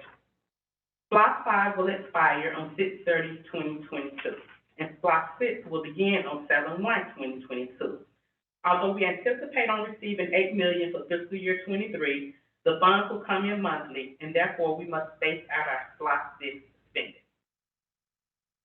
The capital funds budget starts with approximately $2.7 million anticipated to be left on Block 5. Although the $8 million will come in monthly, and we don't anticipate on spending the full $8 million in 1 year, for budgeting purposes, we have included the amount of the $8 million that is allocated to the different expenditure categories. We have reallocated allowable expenses such as textbooks, software, and communication from general fund to SPLOST. If we were to expend the full $8 million, this would leave us with an ending fund balance of the approximately $2.7 million we started with. General fund proposed fiscal year 2023 budget. As you are aware, the general fund budget is the largest and main operating budget with minimum restrictions. The fiscal year 23 budget calendar has been extremely extensive and very detailed. Our first budget meeting started in November with the budget timeline and priorities, and we have met consistently twice a month since this time. We have discussed salaries and benefits to ensure our salaries are competitive, reviewed the budget process and factors that influence it, discussed staffing allotments and enrollment projections. We have amended the fiscal year 22 budget based on state amendments and the board decision to give all employees a $2,000 supplement, which was distributed on March 31st. And I want to thank Dr. Furman for donating her state-earned bonus back to the district. A preliminary budget was presented to you at the March board meeting and work session. Today, we will review the tentative budget and request your approval of the tentative budget with the inclusion of the 50-cent meal increase for the school nutrition program. After board approval, the tentative budget will be advertised in the local newspaper and on the district's website. A public budget hearing will be held at 6:15 p.m. on May 10th, prior to May's board meeting. The meeting will allow the public to address and provide their input into the fiscal year 23 tentative budget prior to the board's approval. The board will vote for final approval of the fiscal year 23 budget and tentative approval of the millage rate at the May 10th board meeting. Comments regarding the budget can also be submitted via the district's website under the budget feedback link on the finance page. We will have 3 public millage rate hearings in June and property tax millage rate in June. And of course, the dates are all dependent on when we receive the certified tax digest. Fiscal year 23 general fund revenue assumptions include austerity being fully restored. Property tax projections are based on Georgia State University forecast. We typically receive the certified digest from the tax assessor's office close to the end of May. Millage rate is being proposed to remain the same at 21. School nutrition meals will increase by 50 cents. ECLC tuition will increase by 5%. And we are anticipating a drop in enrollment, which will reduce revenue by approximately $778,000. A few of the general fund fiscal year 23 highlights include a 6% increase collectively between instructional and pupil services, no proposed increase in millage rate, an increase in fund balance from the current year, where $3.4 million of the fund balance was used to balance the budget. For fiscal year 23, we are only projecting using approximately $473,000. The budget also includes a step increase for all eligible employees, in addition to a 5.4% increase in salaries for nurses, bus drivers, and a $2,000 increase in the teacher's salary schedule. Also included in the fiscal year 23 budget are operational increases in recruitment, equity, Decatur High and Decatur Career Academy budgets, a 5% reduction in our operational budget, incorporation of a new staffing plan, increase in business support budget to compensate for increases in insurance premiums, decreases in expenses of $300,000 for supplemental budget, increases in administrative support at the lower elementary school. This slide shows the fund balance percentage history since 2012. Per board policy, the highest fund balance percentage should be about 15%, and the lowest percentage should not fall below 4%. We are anticipating increases in the fund balance for the next couple of years. For fiscal year 23, we are anticipating a 7.19% fund balance, which is equivalent to a little over $6 million in reserves. This slide shows the millage rate history. The millage rate since 2005 has ranged from 18.66 to 21. There is no proposed increase to the millage rate for fiscal year 23. This is the proposed fiscal year 23 tentative general fund budget. The initial budget forecast in December projected an extremely low fund balance. However, with the restoration of austerity, reductions in positions and operating expenses, and competitive increases in services such as school nutrition program and tuition, we are projecting an ending fund balance. In looking at our multi-year budgeting, we are anticipating an increase in fund balance each year. For fiscal year 23, we will use approximately $473,000 of the fund balance, as shown at the bottom of the screen, highlighted in blue. For fiscal year 24, we anticipate on increasing the fund balance by approximately $609,000, and an increase of almost $2 million in fiscal year 25. Fiscal year 24 and 25 includes a step increase for all employees, eligible employees, and a 3% increase in operational expenses. This slide shows the budget history by function. We have continued to consistently increase instruction and pupil services since 2018. School admin has also consistently increased, and with the addition of administrative leadership support at the lower elementary schools, this function has also increased. Business support increased by 10% as business costs such as insurance and workers' compensation increased. This slide shows the recommended fiscal year 23 budget for all funds: general, special, nutrition, and capital funds. Are there any questions or comments?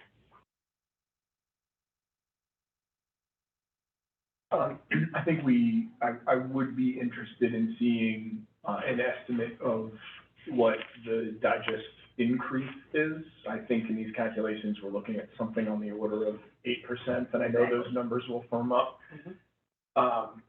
And then what portion of that digest is new digest versus growth and expense? Because while it's fantastic we held the millage flat, that is not the same, as everyone knows, I think, as holding the taxes flat.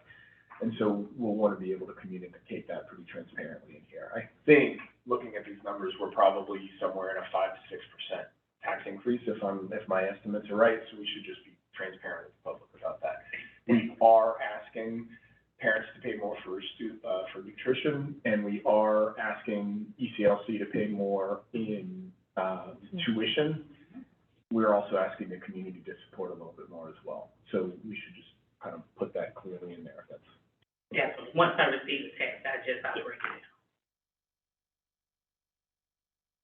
I'm interested in the school decline numbers moving forward. State reported a 14% decline in public school numbers. We've talked about that. And then when I was looking, and it's your fault, or the nutrition's fault, because I started looking in, because Cobb County did the nutrition numbers, so I wanted to see what theirs were. And Cobb County is reporting that their APS says they're expecting a 7% decline overall. At 5% down. Decap said flat. New York City schools said 38,000 kids didn't come back in the spring. And then there was an AJC article that's just like the mask mandate is really impacting it. So I'm just interested in that and how that impacts us moving forward, because we only had like a 1.5% decline. So that obviously impacts things quite a bit.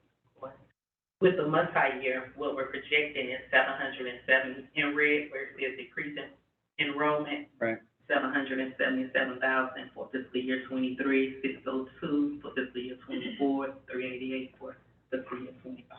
Yeah, and then those numbers were based off of the enrollment projection study that we have done through Cooperative Strategy. Okay. Yep. Okay. And they're seeing a downturn in public school enrollment across the nation because of decreased birth rate. Right, right. And I knew that, and then I think it's like an AJC article, and then I started digging into budgets. But everyone's going different ways with it right now. Yeah. Okay. Yeah. Are there any other questions before we move to the approval process? Happy to see the 7%. Yes. It's making me smile. Yes. Thank you so much for all the hard work that you all have put into that so we can get to this place today. I really appreciate you. Thank you. All right, so may I have a motion to approve the tentative fiscal year 2023 budget, including the nutrition budget, which includes a 50-cent increase on all meal prices, the capital funds budget, the special funds budget, and the general funds budget? Move to approve the, what did you just read? Move to approve the tentative budget, including nutrition budget, which includes all meal prices, the capital funds budget, the special funds budget, and the general funds budget. Thank you. May I have a second? Second. All in favor, please say aye. Aye. The tentative fiscal year 2023 budget, including the nutrition budget, which includes a 50-cent increase on all meal prices, the capital funds budget, the special funds budget, and the general funds budget, is approved. The board was provided monthly data reports from each school as information only. We will now move on to our discussion items for this evening. Dr. Furman will begin this presentation. Madam Chair. Also, thank you, board members, for your approval of the budget, tentative approval of the budget that will allow us to move forward with setting our budgets at the local levels and school levels, so we can move forward with the important work of how we are going to support our students going forward for the next school year. I also want to thank Ms. Broom. Going through a budget season as a new superintendent was very daunting, but she stood there with me the whole way and really helped every time. I was like, wait, what about this? What about this? So I've had to say to her many times, sorry, I'm being a pain, but she has been very patient and understanding, and just want to give her huge kudos for the hard work that she's done. Thank you. Okay, so I'm going to introduce Dr. Beam. If you want to make your way up to the podium, Dr. Beam is going to share with the board an overview of the work of the Grading and Equity Task Force. As I shared in my superintendent comments, this kind of grew out of and in addition to and in collaboration with the work that the board has tasked me with, which is building a data culture in City Schools of Decatur. And I want Dr. Beam to have the opportunity to share the work of the team, the rationale, and the progress that they've made so far, as well as I think she's got some questions that have come up through some of the surveys and the roundtables or groups that have had opportunities to look at some of the recommendations so you can answer and clarify some of that information. So thank you, Dr. Bain. Yes, well, thank you for having me tonight and allowing me to present. Purpose of this presentation, okay, the purpose of this presentation this evening is to share an update, as Dr. Furman said, and to address some of the questions. So I've heard the question several times today, or several times as to why we need to do this. And I will just say that first, it's our data.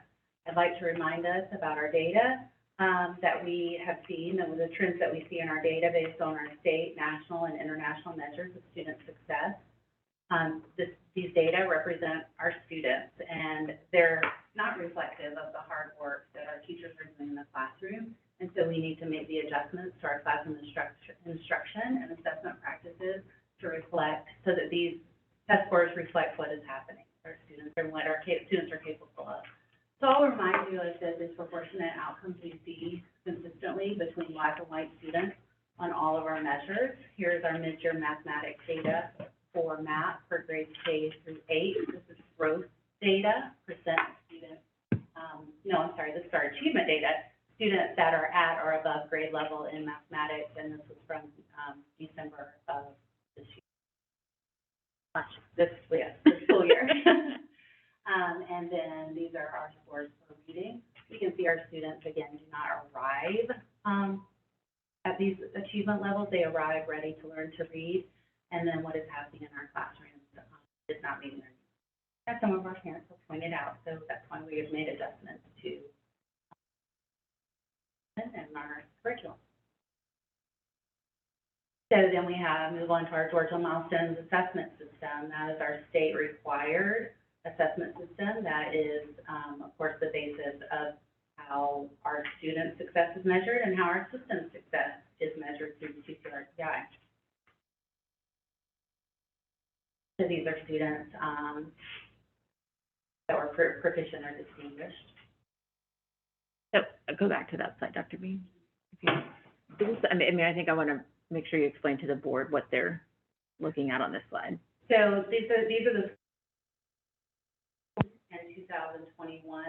The percent of students at proficient level. Mm-hmm. Okay. Or proficient or distinguished. So at least proficient. And you can see the different colors. So the blue, the first column, you can see 2019, our Black students, and then the third column is 2019, our white students, and then the second column, the white 2021. And then I think what's really, or one of the things that's also important here is if you look at the all column, you can see that, overall, we are a highly proficient, high-performing district. And so overall, I think, kudos to us, but when you dig into these subgroups, we see that there are major issues that require urgent intervention. So here's our high school end of course data. It's important to remember, you only see you don't see all 4 subject areas because we did not have enough students participate. Going back to 2021, for elementary school, we were at or above the state average. About 75% of our students did participate, which is right about where the state was. And overall, we were first in the state for reading in 3rd, 4th, and 5th grade. So, and that's overall until we, again, break out our subgroups.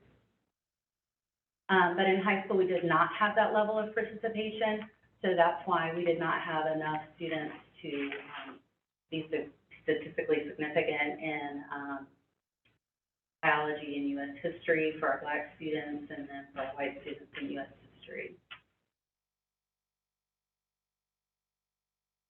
But it's not just disproportionate outcomes. We see other outcomes that are that show that we need to better align our classroom instruction with the expectations that we're held accountable to. So we can see here, these are results of AP math exams and the percent of students that score 3 or better on these exams.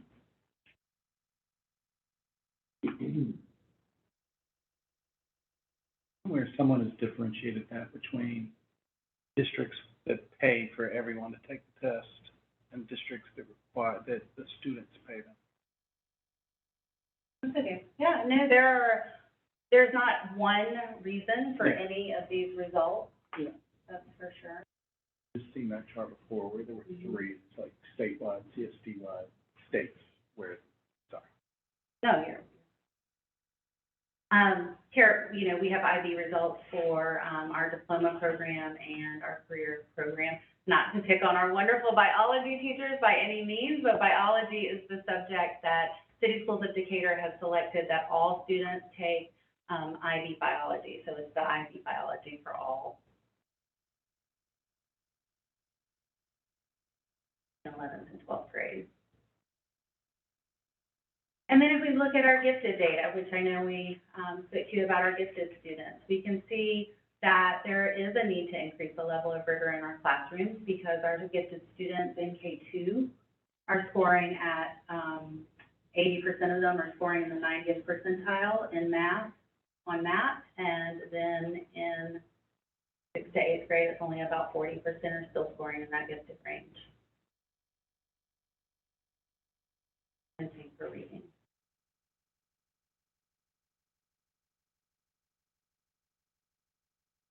So while, again, on the surface, our data is exceptional, and overall, our students perform well, when we dig deeper, there is a sense of urgency that our policies and practices need to be revised so that all of our students are achieving the success that they are capable of and that they deserve. So commonly accepted research clearly shows that our assessment practices drive our instruction. It is our responsibility as a school system to ensure that our grading and our reporting practices are clear, transparent, and accurate. So first, as a reminder that we shared with the board back in, I believe, September, maybe October, why did we form this task force? So Dr. Furman has shared a lot of that with you already, but currently in CSD, we have different grading systems that report different outputs, and we cannot easily pull grades and monitor student progress on an ongoing basis. District data demonstrates that grades for students of color are lower than grades for white students at every grade band, which again suggests an issue with our policies and practices, not our students. Parent difficulty and frustration with the present grading system has been reported to our equity office. Some have noticed that our system leaves a great deal of room for subjectivity and bias. Our recent cognitive accreditation report identified our grading practices to be a growth area. They suggested that we have improved the way that we grade and communicate grades in a way that makes sense to students and parents. Multiple data sources indicate that there are frequent discrepancies between the assigned class grades and student performance on standardized assessments. There's also concern about the conversion from the high school 1 through 7 scale to the 100-point scale that is reported and is required to be reported and utilized for Hope Scholarship and Zell Miller Scholarship. So since teachers are the ones in charge of grading students, Dr. Furman asked that teachers lead the process. So we provided opportunity. We've also provided throughout the process opportunities for administrators, coaches, to provide feedback through the process. We've gathered feedback from students through the advisory council, Student Advisory Council from Renfro and Decatur High School, and we did present and provide an opportunity for feedback to the SCLT.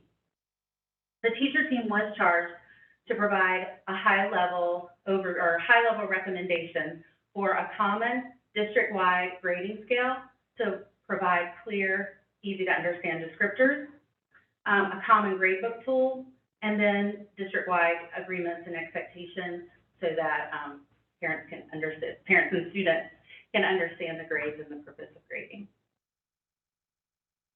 So this team, our Equity and Grading Task Force, is a recommending body. It is not a decision-making body. So we are still in the process of gathering recommendations. It consisted of 16 teachers, 7 elementary teachers, and 9 secondary teachers from across a variety of grade bands, schools, content areas, demographics, and As I said, the purpose was to study and analyze how we currently grade and how we can improve our grading systems, practices, and procedures to make them more consistent, transparent, and equitable. So we have tried our best to have a very thoughtful and thorough process in this, and in that, since October, the task force has been able to analyze and discuss our current grading system and reporting methods across the grade bands and schools. We've other local and Georgia systems. We have read and discussed our grounding resource, which was Grading for Equity by Joe Feldman. We've reviewed and discussed the Renfro and Decatur High School feedback on grading and reporting systems. We had 2 meetings with each of those groups. We aligned what we read, discussed, and have done so far with the student feedback in the documents and sessions that Dr. Furman had done with admin council. And then we held 2 rounds, or the team held 2 rounds of focus groups at each school to share their initial work and draft recommendations with rationales with their teachers and to gain their feedback. Then consider all the feedback gathered from the teachers, instructional coaches, school and district leaders to revise those recommendations. So, our final steps are that the task force will have a final opportunity to review those recommendations, and we will give them to the superintendent for consideration tomorrow. And then the superintendent will make final decisions on which recommendations to implement, and this information will be shared with stakeholders in May. So, I will now try to address some of the questions that we've heard from the community recently. First, do we have to teach and assess Georgia standards? This is absolutely yes. This is not something new and has absolutely nothing to do with IB or the purpose of this task force. As a Georgia public school system, we are required to teach and assess the Georgia standards of excellence. Our charter clearly states that as a charter district, we are fully accountable for our students' performance on state and district measures. Our accountability measures, particularly math and GMAT, are standards-based assessments. If we are not very intentionally teaching and assessing standards, our students are essentially being held accountable for what they may not be being taught. In fact, in an article titled "Closing the Achievement Gap," published by the Association of Supervision and Curriculum Development in 2001, quite a while ago, clear and public standards are what students should learn. They are crucial to improvement. They are the guide for teachers, administrators, and parents themselves and students themselves to know what knowledge and skills must be mastered. So that has long-standing research that has been common practice in education for the last 20 years. In addition to what we are required to teach, we also have requirements of what we have to grade. Also, IB assumes that we are teaching standards, and this is directly from IB, that the standards are the learning outcomes that specify the knowledge and skills that we're required to teach at each grade level. So, the IB provides us that student-centered lens, that extra lens that go deeper, that we like to refer to as standards plus here in City Schools of Decatur.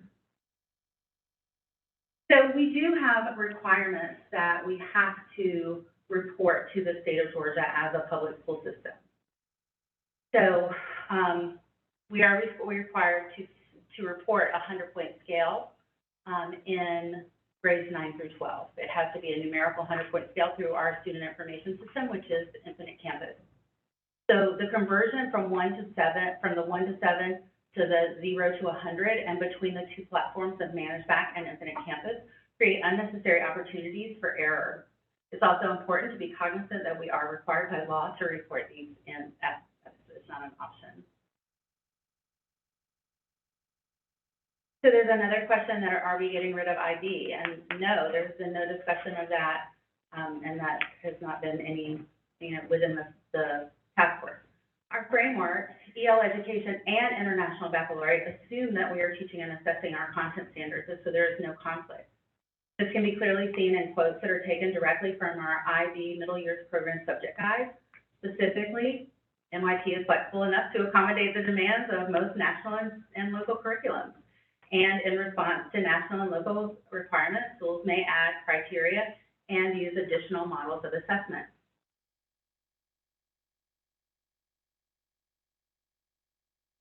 So are we required to use the IB rubrics and the IB 1 through 7 grading scale for all assessments or final grades to be an IB school?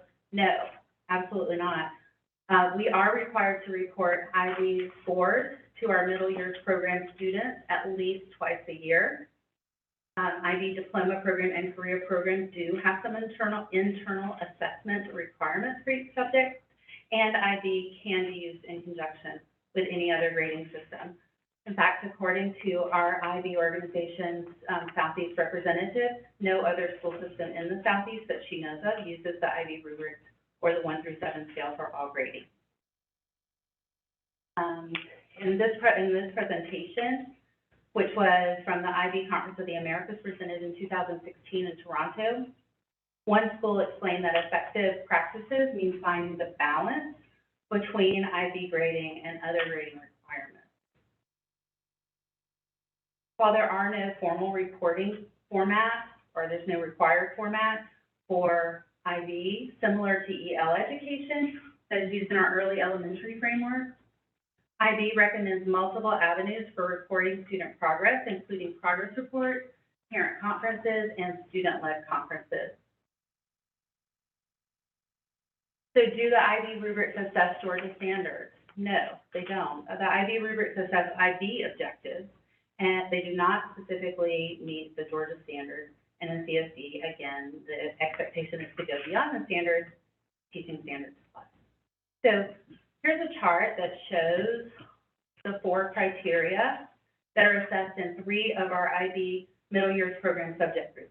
As mentioned, IB expectations can be assessed separately twice a year, or they can be incorporated as we teach and assess the standards of excellence. And those are things that schools, on a school level, department level, will determine the best way to do this once decisions, big, high-level district decisions have been made about our grading policy. So let's look at some examples that illustrate the importance of assessing content standards that are measured by our state and local assessments, which are the current measure of success for students and our systems. Let's take a look at math. Currently, students need to meet and what is reported to parents. But there's an obvious lack of specificity as to what exactly the students are to know and understand, for example, or to communicate. So here's an example. On the left, you can see one of our Georgia Standards of Excellence in which students must show proficiency in Algebra 1. So in this case, the teacher must design an assessment that would allow the student to demonstrate proficiency in the totality of the standard. Obviously, standards are written in teacher language, not student-friendly language, so we have to break it down into learning targets so the student clearly understands the expectations. Then the teacher would develop the lessons to ensure that the students successfully master the learning. As you can clearly see, it's the Georgia Standards of Excellence that provides the specificity of what the students should be able to know and do. But they're very clearly aligned with IB criteria, as I pointed out on the right. Another example, you can see the criteria currently assessed in middle years program secondary science. Now you can see the level of rigor and specificity demanded by the standard.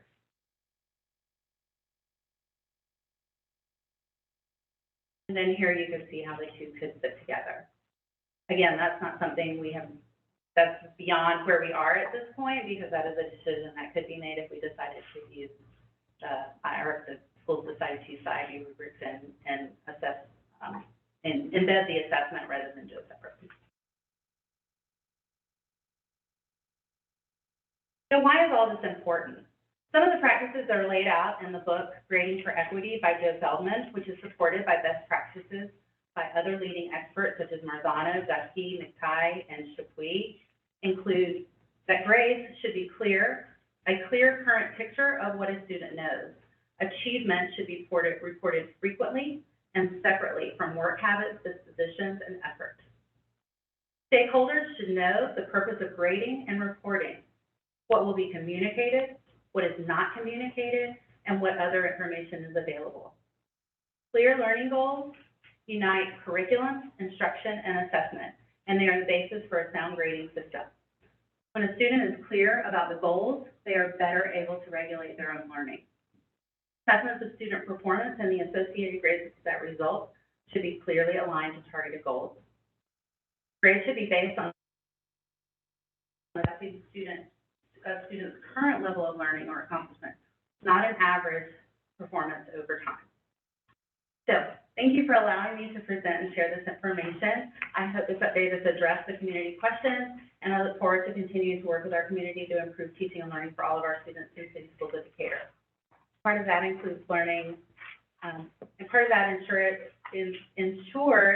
that we are preparing our students for standardized measures and ensuring that our students are well prepared in our classrooms to succeed at our current measures of academic success. In accordance with a statement from the Leadership Conference of Civil and Human Rights in 2015, data obtained through some standardized tests are particularly important to the civil rights community because they are the only available, consistent, and objective source of data about disparities in educational outcomes, even while it's necessary to be vigilant to ensure that the tests are not misused. So, thank you. Questions, I'm sorry. Yeah, no, go ahead. Questions or comments for Dr. Bean? I have a question. And we started the presentation out kind of discussing the clear and rather egregious disparity in how our Black students underperform their white counterparts, right? And then we kind of went on to talk about how the school system may make an improvement by shifting away from the 1 to 4 or the 1 to 8 grade system to a more traditional standard grading system. You didn't say it explicitly, so I don't want to put words in your mouth, but I think what I'm hearing is maybe there's different practices in how teachers grade, and there's some subjectivity in how teachers grade, namely effort grades and that sort of thing, and that could be contributing to some variability in student outcome. I don't know if I see the connection directly here to the race component, unless we're saying that there's some element of bias, there's some element of lack of teacher training, and that is how specifically the race component is to be addressed here, because if it was just that there's variability in how teachers are grading, I don't know if that addresses the race issue directly, other than just kind of scratching the surface a little bit. So I think this is a reasonable thought process, but I think maybe there's a couple more stones to kind of overturn here to really close that, which every time I see that data, I get nauseated. And, you know, if there's going to be some classes that a teacher just can't give a grade of 90 or 91 or 92%. There may be some continued subjectivity in grading. So how are we to kind of close that loop there or rectify some of those differences? I don't know if I quite understand how just going to a different grading system altogether is going to address that particular variable of race. I don't know if I understand that. So the purpose of the task force was not to move to a different system. It was moved to a consistent system because we have various systems throughout the district. Currently in elementary school, it's a 0 through 4. At high school, it's at middle and high school, it's a 1 through 7. The 1 through 7, the state law says we have to determine a passing score at 4 through 12, and then at 9 through 12, we have to report a numerical grade. So in addition, currently our grades are put in middle and high school are put into NANSAC. But what is really reported to the state are numerical grades that include EOC or end-of-course tests, if the course has an end-of-course test. And those are never even, most parents don't even see those. They're not reported, so it's not a transparent system. In addition, a lot of parents have reported that they just don't understand it, and that there's not enough grades being provided and information being provided. Also, we have no way to pull and monitor, we just don't have a good way and system to monitor the grades on a regular basis. Also, we have no way to see and monitor are the assessments that are being provided and the practices in the classroom aligned to the standards? Because if you're not teaching the standards, you're being measured on the standards. So our assessments are knowing and understanding, but are we clear on what the students are knowing? So I think it's a nuanced level. of intentionality. It's not, I am not up here saying that our teachers are just, teaching whatever. They know their standards, they know their content. But if we're not clearly being intentional in assessing that, we're not going to pay that debt that we owe. And there are quite a few, studies, and I'll be sharing, some of them are up here, closing the achievement gap, learning from schools that have closed the opportunity gap, things like that, that say start with standards. Clearly, how you're grading is very important. Again, assessment is what drives our instruction. If we know what we're assessing, we know what we're doing. You're absolutely right. There's no perfect assessment system, and there's not one answer to this problem. But this is the foundation that I think will move the needle pretty rapidly. And I'll add to that as well, Dr. Beam. One of the issues that I've seen in Decatur since I've been here now for 4 years is asking principals, how are our kids doing? Are the kids okay? Are they at the level they should be? They can't pull the data. Because of the system that we have in place, we're not able as district leaders, as school leaders, to see, well, how are the kids achieving? How are all the third grade students doing in math at this moment? You should be able to pull a report that says, hey, 95% of my kids are doing great. And of that 95%, that's equitably proportionate to what our demographics are. But when we can't look at data on an ongoing basis to inform our practice, we're waiting for the autopsy. And then all of a sudden we're surprised that we have an achievement gap and our students aren't achieving equitably. We're not seeing those equitable outcomes because we're waiting until the end of the year. We're waiting half a year. We're not monitoring that data ongoing to make sure that it matches the achievement so that we can provide interventions in an immediate way instead of waiting until our students have failed the assessment at the end of the year. I think one practice that's clear, currently we're reporting effort grades up until 12 weeks. So for the first 3 months of school, parents have no academic information. That right there is not, what research would show would be, acceptable practice.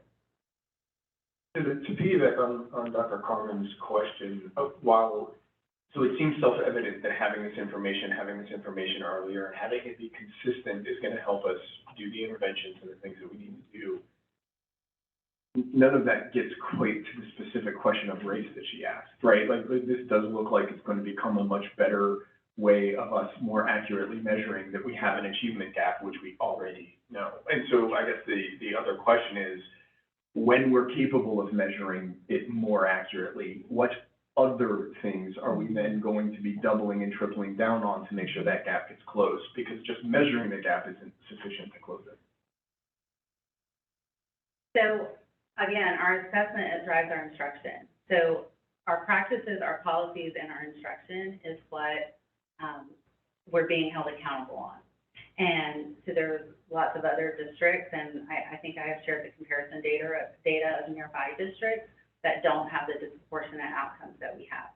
And why do they not have the disproportionate outcomes we have? When you look at Forsyth County, when you look at Beaufort City, it's because they are teaching and assessing Georgia standards. It's an interesting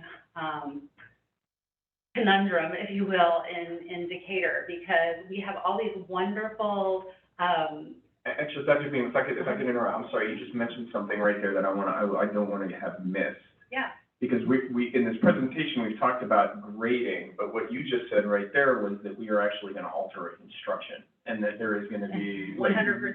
Yeah, I wanted to make sure that didn't get missed. Right. And that this isn't just about tracking and measuring. Correct. This is about actually changing the way that we teach. And so it's also, I want to be clear, it's not about throwing out what we're doing and necessarily changing. It was about examining and making recommendations. There are some great things that are happening. It's just what's happening in my classroom may not be the same thing that's happening in your classroom, and what's happening at this school may not be the same thing that's happening at that school with grade band. So it's about building consistency and building on the great practices that are happening, and then getting rid of some of the practices that aren't effective. And so once we have a common system and some common groundwork, and we have inter-rater reliability, for example, we are able to see where we need to, where we can work to close this gap. Right now, it's too inconsistent. We can't, like Dr. Furman said. What I want to touch on with Hans that you said is, it's about changing instruction and what the students need. And until we have readily accessible data, we don't know which teachers need to improve their instructional practice because there's no data for us to look at So as we look at the, Not until mid-year or end of the year, Right. and then it's too late. So, go ahead. I was just gonna say, I'm just a little over 2 years out of the classroom, and the IB rubrics were very frustrating for me and for most of my parents. When I came to CSD, I was a special ed teacher, and so I co-taught classes, and then I also had resource classes with just students with IEPs. And particularly for that demographic of students, the IB rubrics were very challenging, and there were conversations back then about, can we alter the rubric and have just a special ed rubric, right? And then most of my students were students of color, were Black students. And we know that bias does exist in the district, and I'm not saying that, I'm not saying that this is just one piece of trying to address this larger issue of disproportionality. But I know that bias has played out in the grading using those rubrics. I think that it makes it more, easier to be able to figure out, well, where are the gaps? If, and I don't want us to teach to the test. No one is proposing that, I don't think. But if we know that these, the standards are what they're supposed to know at the very least.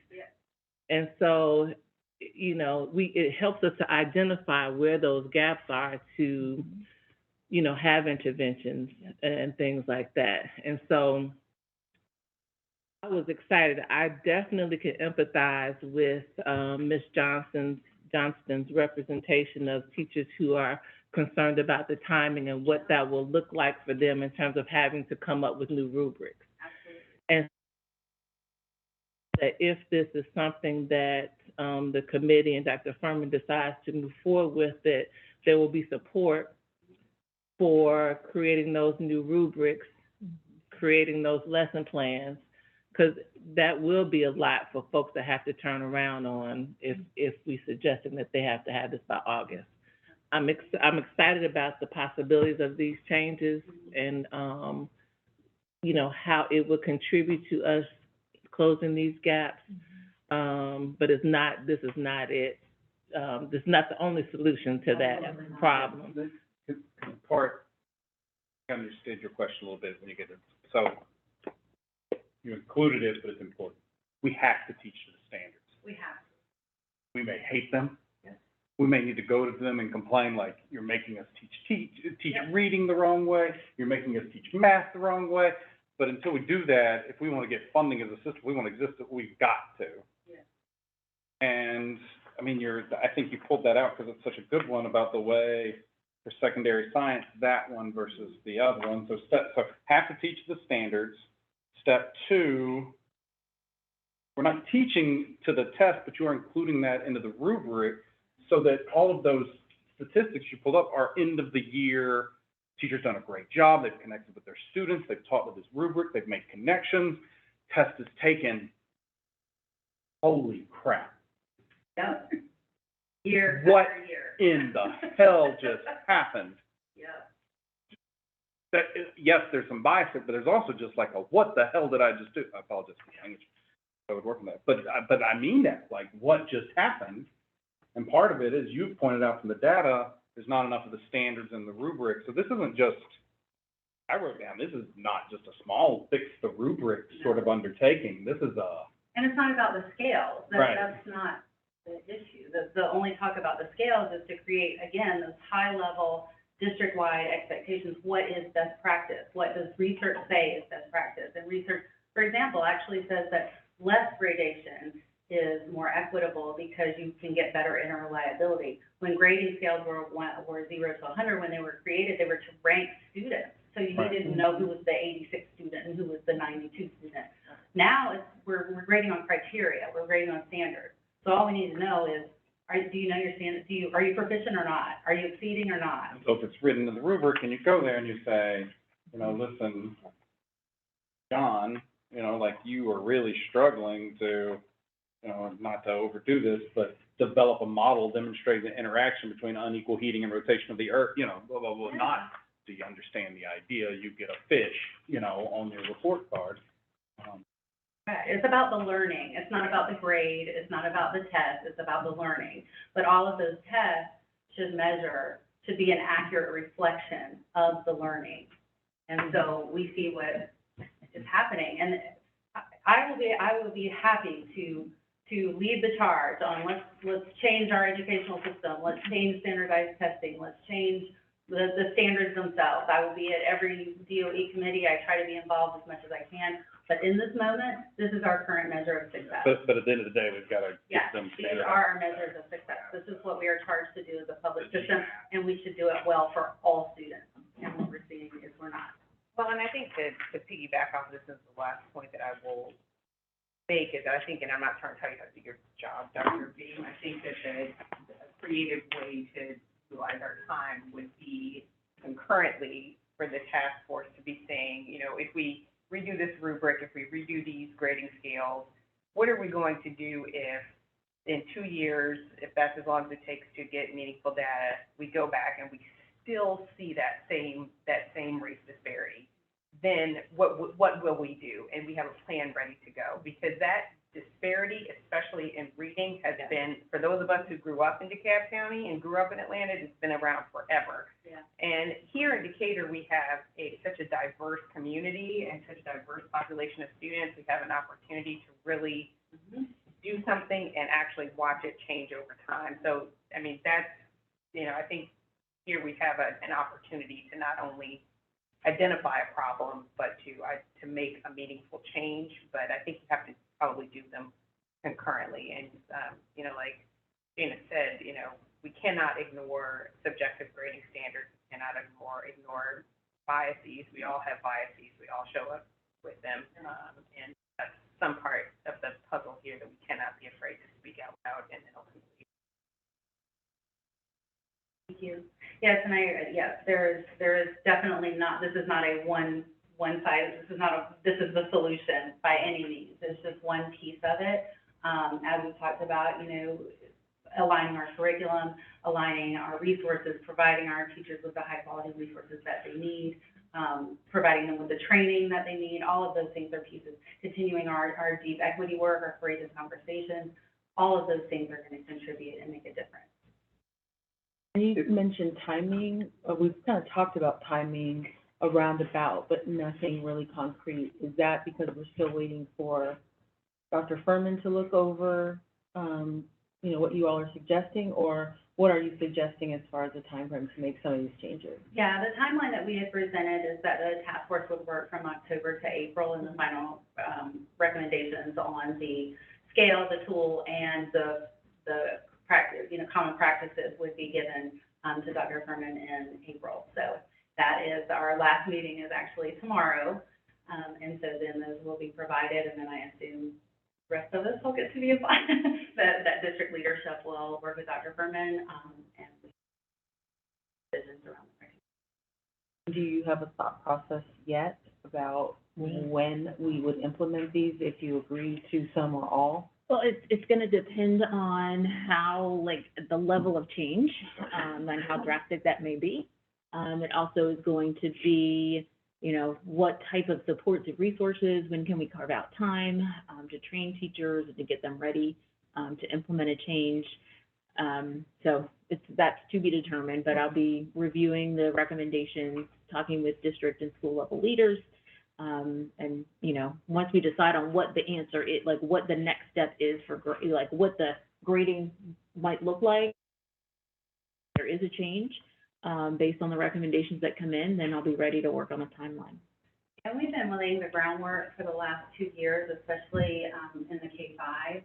So we've had a teacher team, and we've been working for the last 2 years, and our coaches and our district team to create common pacing guides, common assessments. We've been working on a year, we say about 6 weeks ahead. So, you know, it's not ideal, but that's what we've been doing to be able to roll that out.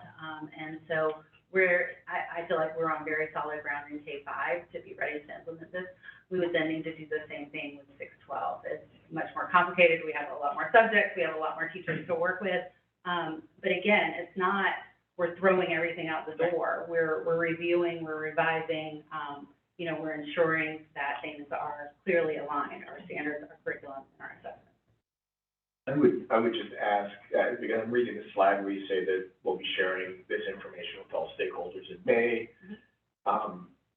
We probably want to have in May a sense of what that timing is going to look like, right? Like, so we don't want to be sharing that it's going to be large changes, and then a couple months later, we'll tell you how we're going to do it. Exactly. We need to be communicating what the changes are and how we're going to do it, kind of at the same time, just to make sure that that is, okay. Thank you, Dr. Bean. Thank you so much. All right, our second discussion item is the superintendent search. And so, at our last meeting, in March, we discussed, BWP and Associates, McPherson and Jacobson, and the Georgia School Board Association as, potential candidates to, lead us in that superintendent search.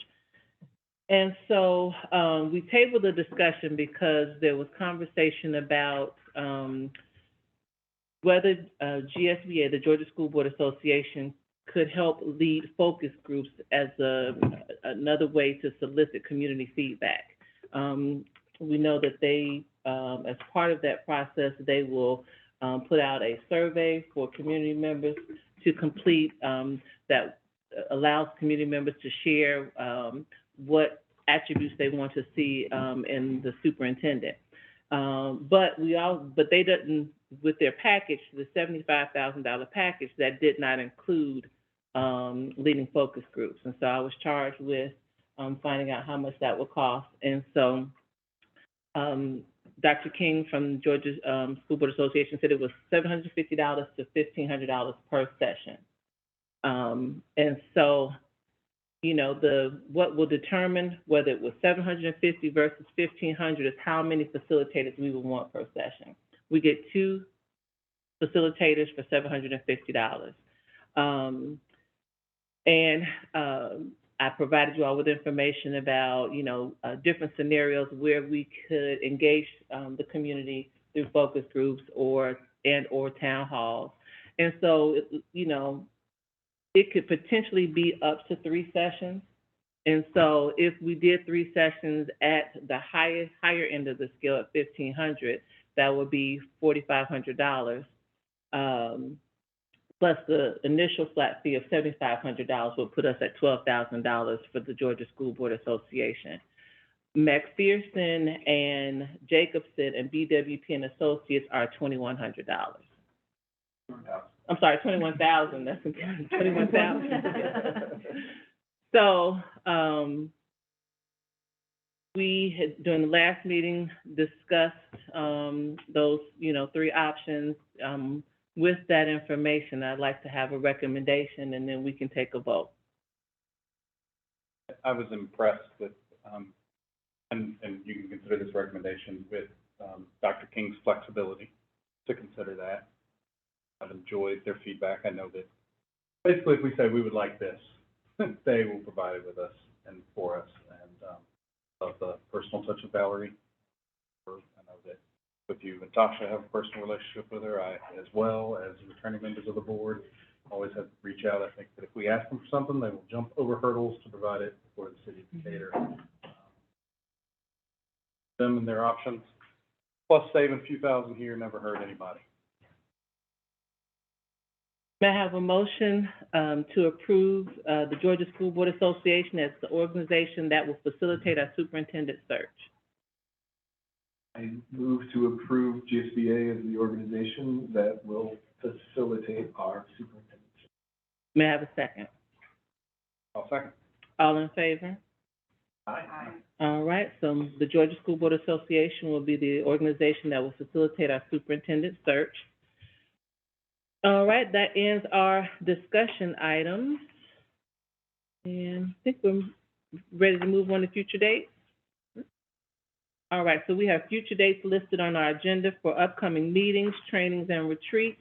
One of our 4 dates includes the GSBA conference in June, which will be in Savannah.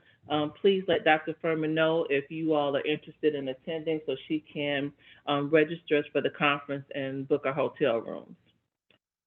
A note on that, I've been to a couple of those over the last few years, and of course, due to COVID, we haven't had an opportunity to really go. So if board members are able to go, I would strongly, suggest that we go. I think it's, what you learn, I mean, the person that goes can't really bring it back to everybody else. I mean, you just really have to be there. And I think it'll also give an opportunity for us as a board to connect on a level we haven't been able to, again, due to COVID and with us being a new governing team this year. So, if at all possible, I would definitely strongly encourage that we go as a group, if we can. Thank you. So are there any other questions about, any of our future dates, for the work of the board? All right. Well, thank you all for joining us this evening. The meeting is adjourned at 9:05 p.m. Thank you.